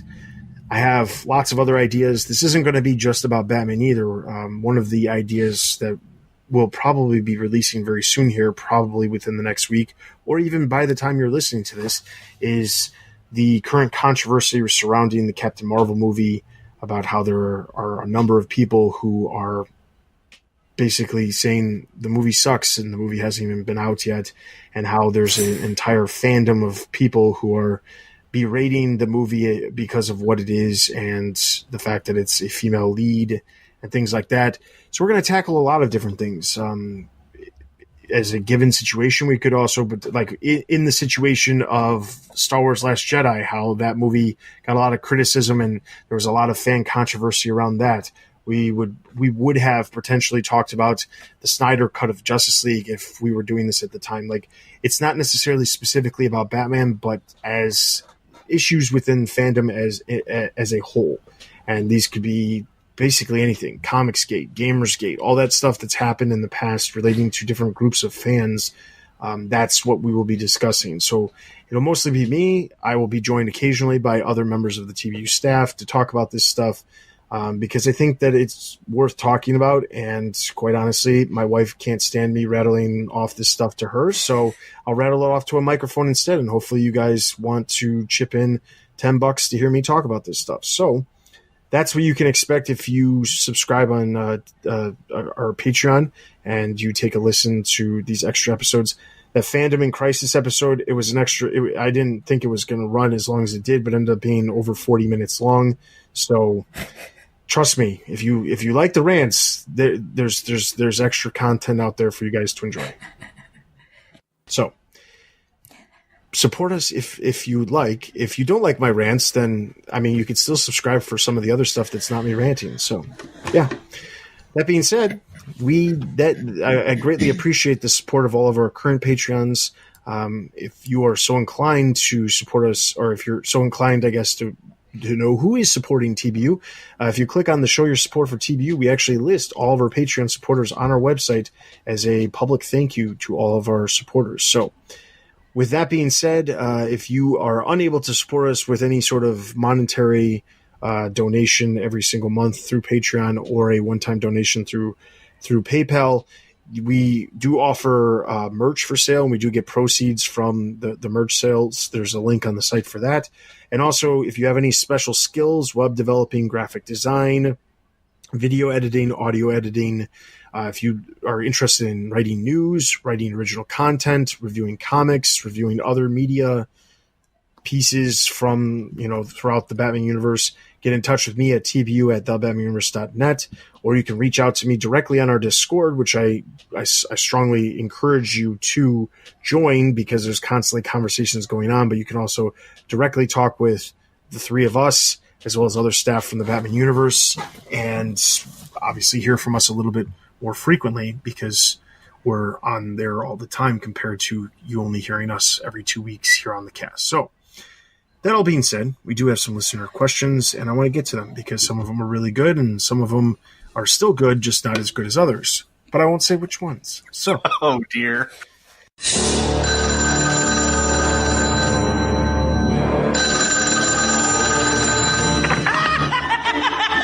Boy, did you get a wrong number. Leave your message at the sound of the shriek. No, please, don't! That being said, the first comment comes from Scott via Twitter. He says, just listen to episode 277. Oh, he's from the future. I think he might have meant 267, which is what you said. Yeah, which I could have mislabeled. I greatly screwed that up. Really love Dustin's rant at the end there. I love talking and hearing about ever-evolving business models / marketing, etc. So thank you very much, Scott. Quick plug for Patreon. Want more rants? Subscribe to Patreon. No, but also I agree, and that's one of the reasons why I wanted to bring up this stuff in the beginning of this episode as well about the DC slashing their stuff and the Marvel stuff, because I think it is interesting stuff to talk about, and we don't always have those kind of topics to discuss, but I think that when we do, they are interesting, even if it doesn't affect us completely and superly direct, because obviously the Marvel stuff doesn't affect us, but the industry as a whole is an interesting thing, and that's part of the reason why we like sales numbers and we like talking about those. So, yeah. Next comment comes from Matches Malone via Twitter. He says, question for the podcast. Both Batman and Detective are double shipping with variant covers for every issue now. Detective Comics 1000 is shaping up to have dozens of variants with, hopefully, something for everyone. Where do you all stand on variant covers for every issue? Seems a bit much. And what sort of cover art do you like in general? For example, story-related, word bubbles, etc. Maybe another Batman on a gargoyle in the rain? Okay, so first, I think this actually came from our Discord. I'm not sure why I wrote Twitter, but I think it came from Discord because... I think it did too. I think it did. But, okay, so... here's my stance. Longtime listeners will know that I am a completionist, and I like to get all the covers. I had to stop doing that as about 4 years ago because I just couldn't afford it. It got to the point where there's just too many variants. Wasn't it Dark Knight 3 that broke you because there was the 1000 variant?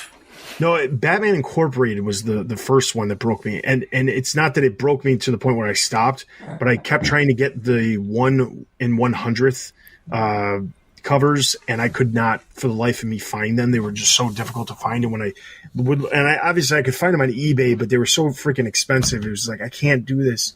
And like, they just stayed on the list of stuff that I needed to get. And then, yes, DK3 was really the breaking point for everything because there were so many covers.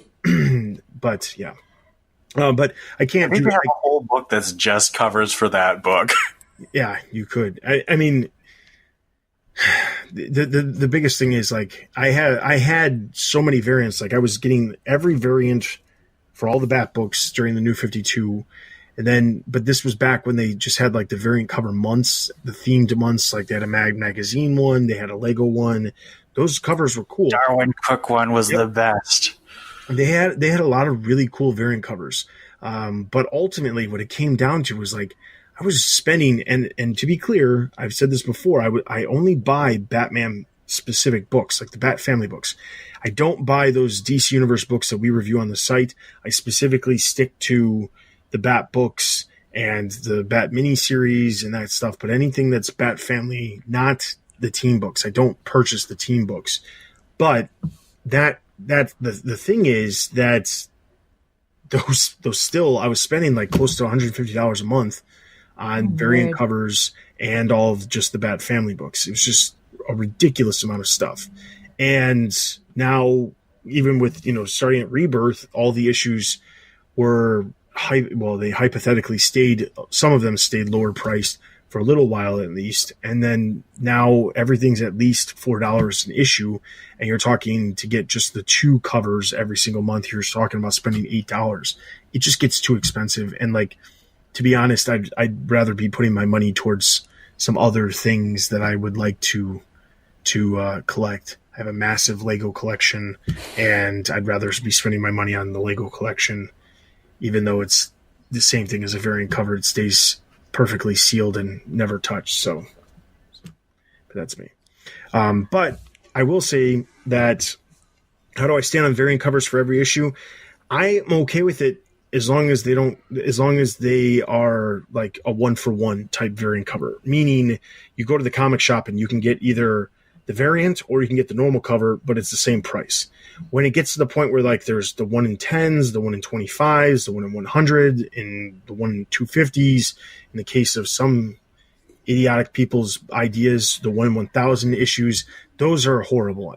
I hate those. I think they're just what are those? You've mentioned it a few times. I don't actually know what it is. So basically what it is a comic store has to order a certain number of comics in order to get that variant. So for example, there was, during the New 52, there was the normal variants, which were, I think they were just like 1 in 10. So for every 10 issues of Batman that you ordered, you could get one of the variants, which meant you could order a variant. You're paying the same amount of money, but because you're putting in a minimum order, the comic shop could order that variant, and because it's 1 in 10, they can charge more money than the normal cover price.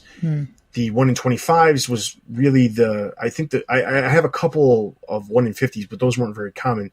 The 25 ones were pretty common, at least for the chains around where I live. But the 1 in 25s, like, you could expect to pay $12 for a $3 issue because of how much they would charge. And it's an incentive for the comic shop to order more comics, but the problem is they have to order a certain number of comics, and if they don't sell that, they have to try to figure out how to make up it some other way. Plus, the entire intent is an incentive of being able to sell a lower run cover for a higher price, and that money just comes straight from that money. That overpriced nature of that comic goes straight to the comic book shop, not DC. DC's not charging any extra for that issue. The comic shop's getting rewarded for ordering a certain number of comics. So now you see it happening all the time, and obviously next month with Detective Comics number 1000, or I should say later this month with Detective Comics number 1000, we're going to be seeing a ton of them, because even some of the variant covers that we've seen be released, they have variant covers which are like 1 in 250, 1 in 1000s, and because they're making sure that there's that many specific published, and then in turn they can price their lower run issues way more expensive, and it gets nuts. But I'm fine with the 1-for-1s. Like, now I'm pretty sure that the variant covers that especially the ones now that they're showing off in previews ahead of time, I'm pretty sure they're just 1-for-1, and you can get either one of them for the same price. It doesn't cost anything extra for the comic shop to order. It's not like they have to order a specific number in order to get that. They can either order one or the other, I think. Couldn't say for sure because I haven't bought any. That is correct. Yeah. It is correct that the current variant program is there is no cap to how many you have to order to get the variants, and my comic book store and most of the other comic book stores just order just a couple less of the variant cover because people like the original cover, but it is unless otherwise stated. So like for the Year of the Villain, they're doing like 1 in 100, 1 in 200, 1 in 300, 1 in 1,000, because these are 25-cent issues. So they're expecting to have a lot more people order them, but it's still ridiculous. Yeah.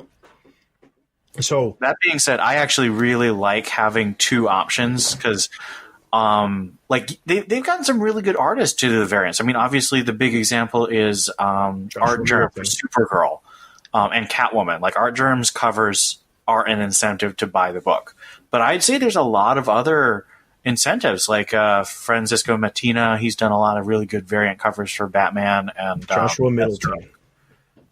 Which one? Josh Middleton on Batgirl is a phenomenon. Yeah. Like his Batgirl covers for the last year have been just amazing. Yeah.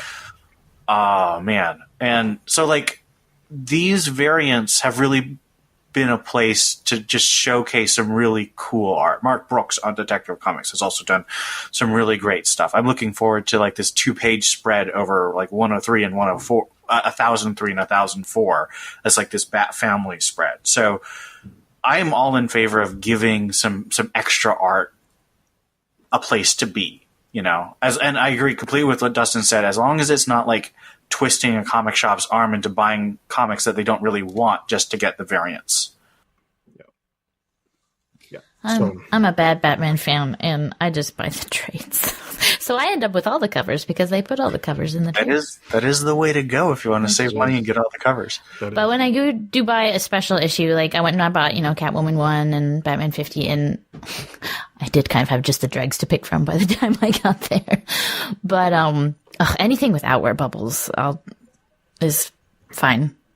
Yeah. Oh yeah, that's another good point. Like the variant covers are all about the art, so they don't have those goofy texts. It's like you'll never believe what happens in this comic. I'm like, just let me read the comic cover. Yeah, the focus is on those variants is the art, and that's a huge plus. Which is what I was going to say next, because the other part of the question was, what kind do you like? Story-related word bubbles, and I'll say this: Batman on a gargoyle, I could do without. I'm honestly, it's been so overdone.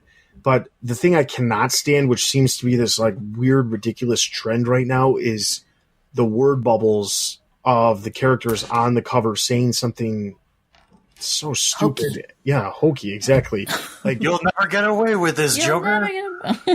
like it just doesn't come across as like, I don't know. And professional. And I say this because there is a specific PR person at DC, and it won't be hard if you want to figure out who I'm talking about. But there's a publicist at DC who every single week has the hashtag DC Dialogue cover, and he posts all of the covers that have big word bubbles on the front of the character saying these hokey things. And I don't know. It with pride, or is he ashamed of himself? I don't know. Like I think he likes it, but I don't understand why. And to me, it doesn't make any sense. In some cases, it distracts from whatever. Some of the covers, some of the normal covers, they have really good covers. But then somehow the word bubble ends up making it look bad, because it's just like, why is that there? Why? And I say this because like in a normal week, there's about like 10 to 15 comics that release in every single week. And I'm not joking. If you count the number of covers that have these, just the normal covers that have the word bubbles on it, it's like half of them. It's ridiculous. And I'm not talking about like, obviously like Teen Titans Go or the Scooby-Doo issues, those having word bubbles, whatever. They're children's titles, so it doesn't make that big of a difference. But when you have like Red Hood being tied up in the most recent one was Nightwing. You've got Nightwing sitting there with Joker's daughter, and Nightwing is tied up to a chair, but for some idiotic reason, Joker's daughter is sitting there. Well, they didn't actually have the word bubble in this one. I don't know what I'm thinking. It's just, it's annoying. That one looks like it should have the word bubble. Yeah, it does, because of how hokey it is. Or like, for example, Batman 65. You've got Flash and Batman presumably fighting each other, and Flash in a word bubble saying, "No more lies." Oh, I know. That was so weird. Like, what? What does that have to do with anything with it? And the thing is, I'm not saying that every single issue has to have, not every single normal cover needs to have a word, like a direct reference to the story that's happening in the issue. I mean, is it nice? Yes. It would be nice if they feature something that's actually in the issue, or at least showcase it in some way. But to be fair, I've seen so many covers over the past 10 years, 10 plus years of, us doing TBU, of covers like blatantly lying about something that's in the issue, that annoys me more than anything else. So, all right. So then our final comment comes from ACN via Discord. And he says, what's the flagship Batman title? Batman or Detective? Batman only because it sells more? Has the title of flagship changed throughout the years between the titles? Another question, why are so many retread stories wise but so few new good villains? Batman Beyond is a great example, rehashing both Killing Joke and Death in the Family. But how long since a great new villain was introduced? Was it Bane? So, first question, as far as flagship title, as far as DC's concerned, I'd say that they think it's Batman, and I feel like it's been treated that way for a really long time. And it probably goes back to... I'd probably say it goes all the way back to at least Hush. Because I think in the 90s, a lot of the events and stuff was happening equally in Batman and Detective Comics, and in some cases even the other peripheral Batman titles like Shadow of the Bat and Legends of the Dark Knight. So I think that Batman and Detective were probably on the same page. Batman, as far as DC is concerned, is probably considered the flagship of the two, but it's because the name Batman is in the title, and that by itself sells more issues than Detective Comics. when you look at the history of at least the last 10 years, Grant Morrison was on Batman. Meanwhile, over in Detective Comics, they were telling some interesting stories at the time. Grant Morrison was on Batman. Paul Dini was on Detective. And Detective was selling well, but it still just doesn't sell as well as Batman. You look at the New 52, and clearly the focus was on Batman because Scott Snyder was on Batman for an extended amount of time while Detective just jumped around and changed and did not consistently stay with the same writer for a very long period of time. And then you look at you look at Rebirth, and although Tynion was on Detective Comics for a really long time, you still look at what Tom King's doing, and he's clearly, he went on the title saying he was going to stay on for 100 issues. And while Tynion had intentions of staying on longer than he did, because initially he said he had plans to go all the way to 1,000, it still wouldn't have been nearly as long. So I think ultimately Batman is treated as the flagship. Should it be that way? That's debatable. I mean, Detective Comics was the original Batman series, so I feel like that should be the flagship. But I completely understand that just by name recognition alone, the other series is going to sell more. So, well, and DC doesn't treat Detective like the flagship. They constantly rotate creative teams, as you said, but they also rotate main characters. So, like during Batman Reborn, Batwoman was the main character. During Rebirth, Detective Comics was the team book. Like, it was still a Batman book, but it was very much focused on just developing all these characters in the team. And so I think that there's a real sense that the Batman solo title is where DC sets the status quo. And there's always exceptions to this. Like during Zero Year, I would say that Batman Eternal actually drove the status quo. And there have been times before that when Grant Morrison was actually going from Batman to I think he did Batman and Robin next, and then he did Batman Incorporated. And so those were technically the flagship titles, and no one really remembers Tony Daniels' run on Batman. I do because I've read it, but it's not memorable. But everyone remembers Grant Morrison's huge Bat story going from Batman to Batman and Robin with Dick Batts and Damian, and then Batman Incorporated, where there's all the Batmans everywhere. And so that was sort of rotation. But I think once you get to the New 52 and Scott Snyder and Greg Capullo, 52 issues with, a couple of fill-ins, that sort of set the mold, and that was 8 years ago at this point. So there's a chance that Detective could take back the thing, depending on, what writer it is. But I think if you look like Justice League under Scott Snyder is sort of rivaling Detective, it's not really rivaling Batman itself. So I don't know if there is a writer who by name alone could make another Batman title sell more. Ignorant question. What is a flagship? Well, they're just saying, is it what's considered what's leading title. the story? Yeah, the top title. Okay. Oh, okay. Well, it's more than just leading. It's the story that sets the status quo.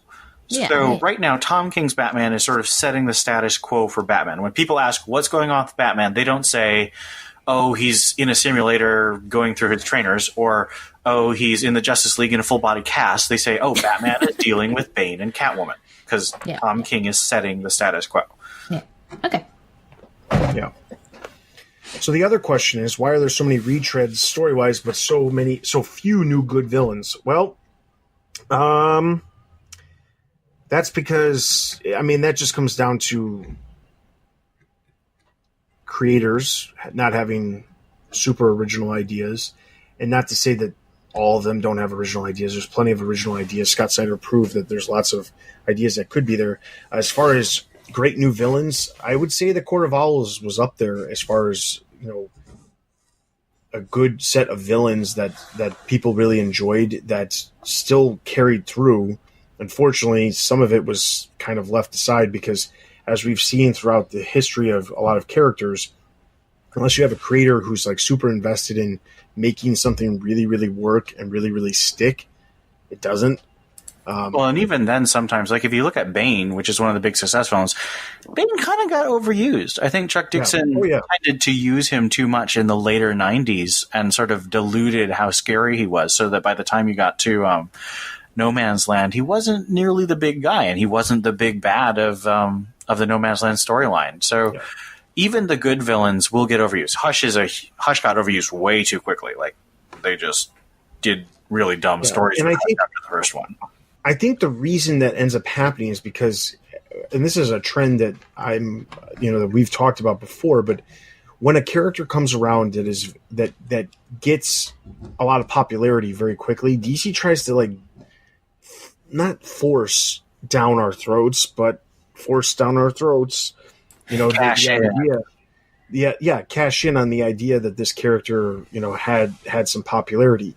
We've seen it with a number of characters over the past 8 years, from the beginning of the New 52. The Court of Owls was something that Scott Snyder was doing. He told his story with the Court of Owls, but then for whatever reason, DC insisted that we get a Talon series and still focus on this Court of Owls, even though Snyder kind of wrapped up his story dealing with the Court of Owls. So, I mean, like, it's one of those things where Snyder has come up with some really good original ideas, and I feel like he completes his idea. He's done with the idea, but for some reason, there are certain things that, like, feel like they linger on longer than they should have.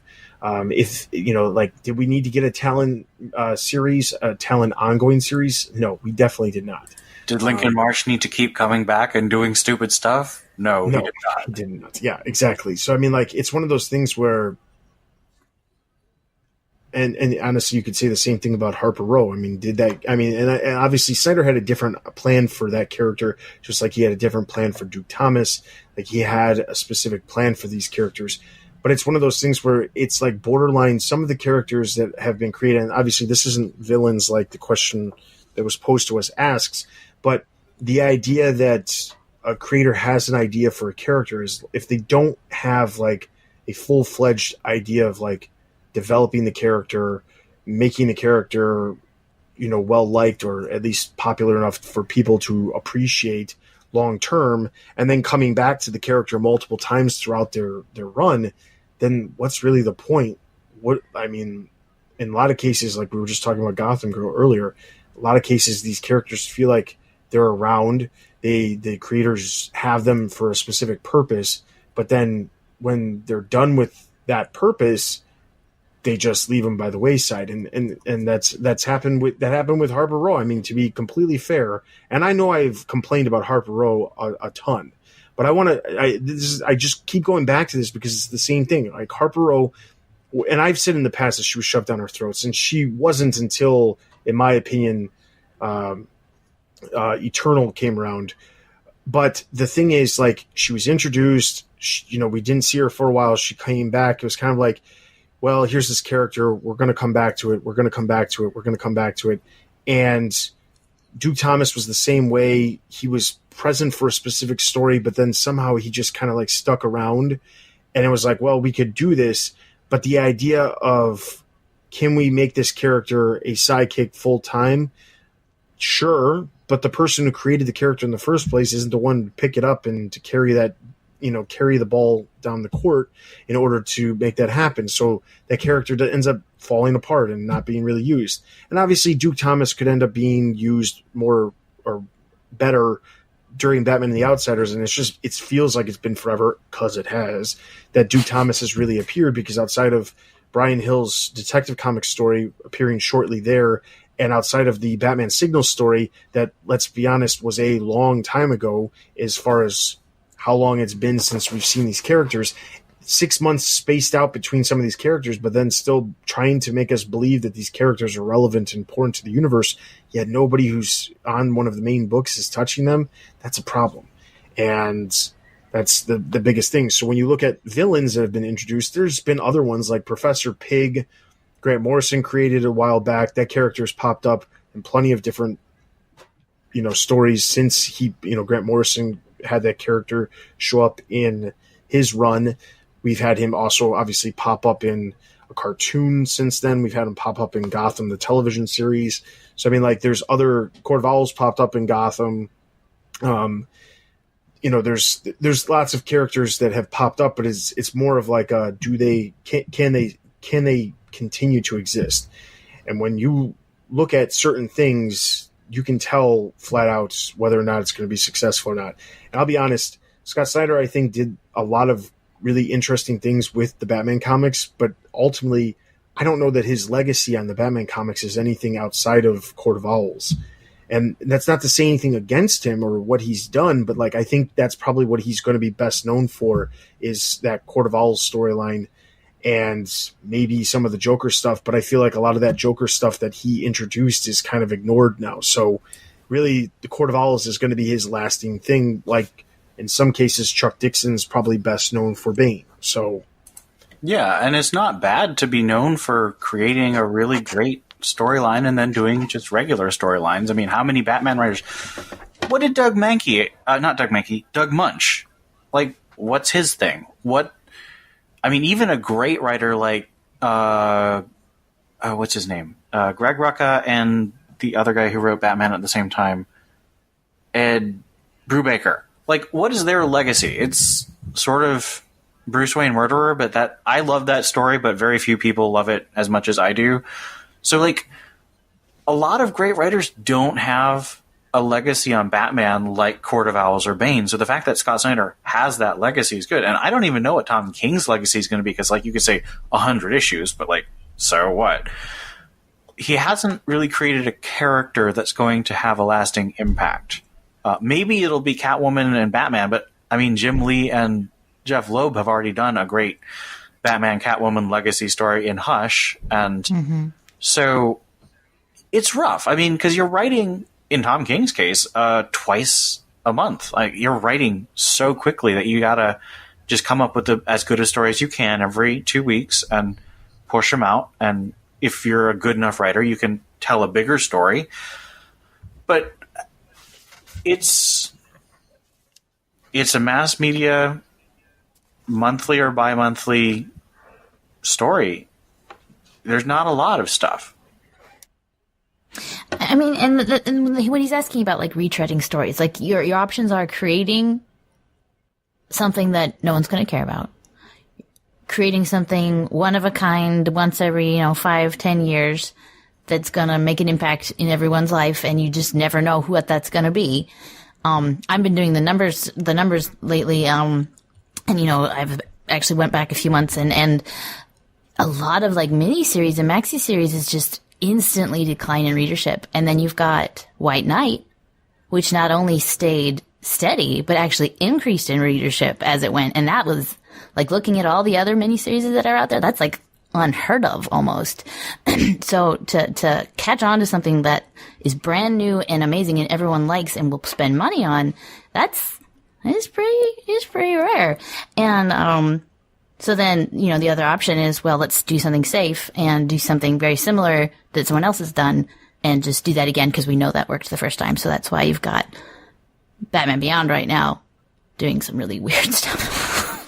Trying to not necessarily retread and retell those storylines, the Death in the Family and Death of the Family, whatever. But it's using imagery and tugging at the heartstrings of people who remember those stories or whatever. So it's, I don't know if it's necessarily a confidence thing, but just not every story can be Court of Owls. Not every story can be, Hush. You're going to run out of the big ones every once in a while, or most of the time. And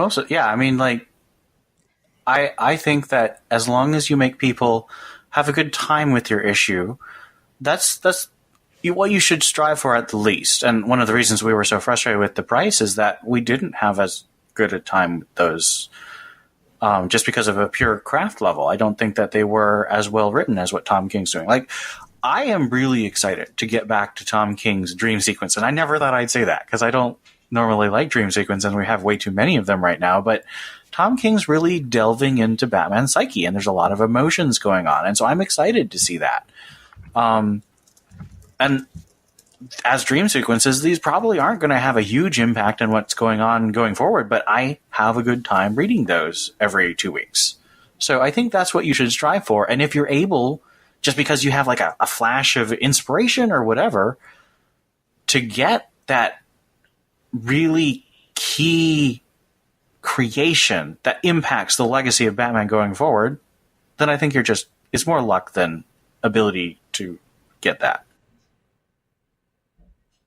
All right. So all that being said, that is all of our questions. If you guys have questions that you'd like us to talk about in the next episode or comments that you'd like to share with us, you can obviously leave those comments on the website directly on the podcast post. You can post those on Discord, Twitter, Facebook, YouTube, wherever you're listening to this podcast, you can get in touch with us. And as long as you tag us in the question or comment you'd like us to talk about, we will be sure to plug those in and use those and talk about them on the next episode.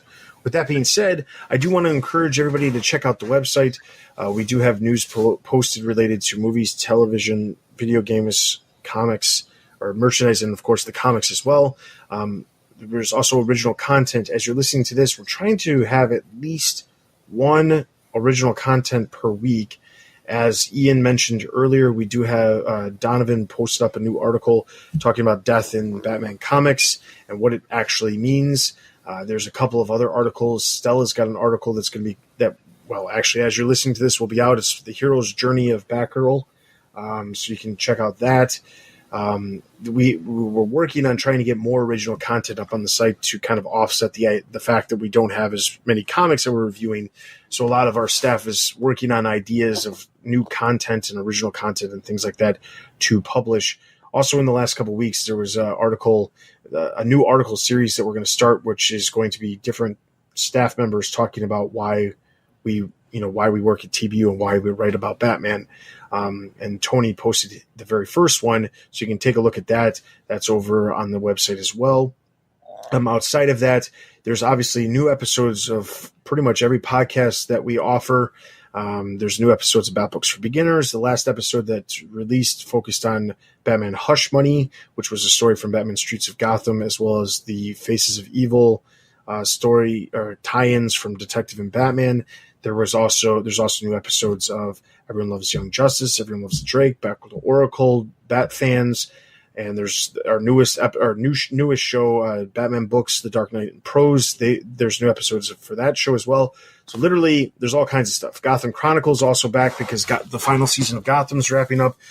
Tons of content, and then on top of that, obviously, if you are still looking for all kinds of new content after all of that stuff, we also have the Patreon cast as well. So outside of that, you can leave us reviews on iTunes, follow us on Facebook, Twitter, and YouTube for all these news and videos related to the Batman universe. And you can get in touch with us at tbu@thebatmanuniverse.net, or you can leave comments. We always greatly appreciate that stuff. And as I've mentioned multiple times over this episode and other episodes, Discord is where a vast majority of conversations are always taking place. If you are a longtime listener of the website, or a longtime listener of the podcast and you've been around for the website, you may remember that we used to have forums on the website years and years ago. We don't have forums anymore, but Discord is kind of like the new, more modern version of forums where there's constant conversations going on about all kinds of different things. And conveniently, there's an app that you can download for your cell phone or tablets that you can use those mobile devices to also chat with us, and it doesn't necessarily have to be a computer at all. So you can also set it up so you can get notifications on certain threads and things like that that you're wanting to be notified about if people are talking about. So there's all kinds of different things you can do. Of course, it's self-contained, and it's an app that we don't actually have any sort of control over the software, but we have control over the content and the topics and things like that we discuss. So I encourage you to check that out. There's a good chunk of people over there all the time, constantly chatting with people, including Ian, Steph, and myself. So I encourage you guys to check that out, as well as a vast majority of other staff from the Batman universe. So new review posts up. It will let you know immediately on the Discord. So if you don't have notifications set up on Twitter for when we send out a tweet, which I don't expect you to. I don't even do that myself. But on Discord, it will send out it'll do a push notification saying that there's a new article on the site, whether it be for news or review or original content. So that's there as well. So it's a way to keep up to date with everything that's going on with TBU all the time. I do want to point out that I'm kind of running like an unofficial survey, and I'd really like anybody who's listening to the podcast to kind of chime in and let us know this specific answer to this question. So if you could just take a quick moment to head over to the site, leave a comment. I'd really like to know where you guys are actually listening to this podcast. If you're using iTunes or if you're using Google Play, if you're listening to where you're listening to the tablet, or the podcast, if you're listening to it on your computer or your phone or your tablet or another device. We recently just made sure that all of the podcasts that are part of the Batman Universe Podcast Network are available on iTunes, Google Play, TuneIn, Spotify, as well as the Blueberry library as well. So if I really am curious to know where people are listening to the podcast. There's some other things that I'll talk about in the near future about other places you might be able to listen to your podcast that you may not have even known. So that being said, I'd like to hear where you guys are actually listening to the podcast. So if you could take a quick moment, even if you just jump onto the Discord and leave a comment saying, I listen to it on my phone using Spotify, or I listen on my phone using iTunes. I really am curious to know where people are listening to, because unfortunately, everywhere, all of the statistics that we can get from where people are listening to it is individually from wherever the podcast feed is being pulled from. There's not like a specific direct place that we can get those stats from. So we know that there's a lot of people listening on iTunes because obviously we've been on iTunes the longest, but we are available on lots of other things. So all that being said, thank you for listening to the Batman Universe Comic Podcast. We'll see you guys in 2 weeks. This is Dustin. This is Steph. This is Ian. And like I said, we'll see you guys in 2 weeks.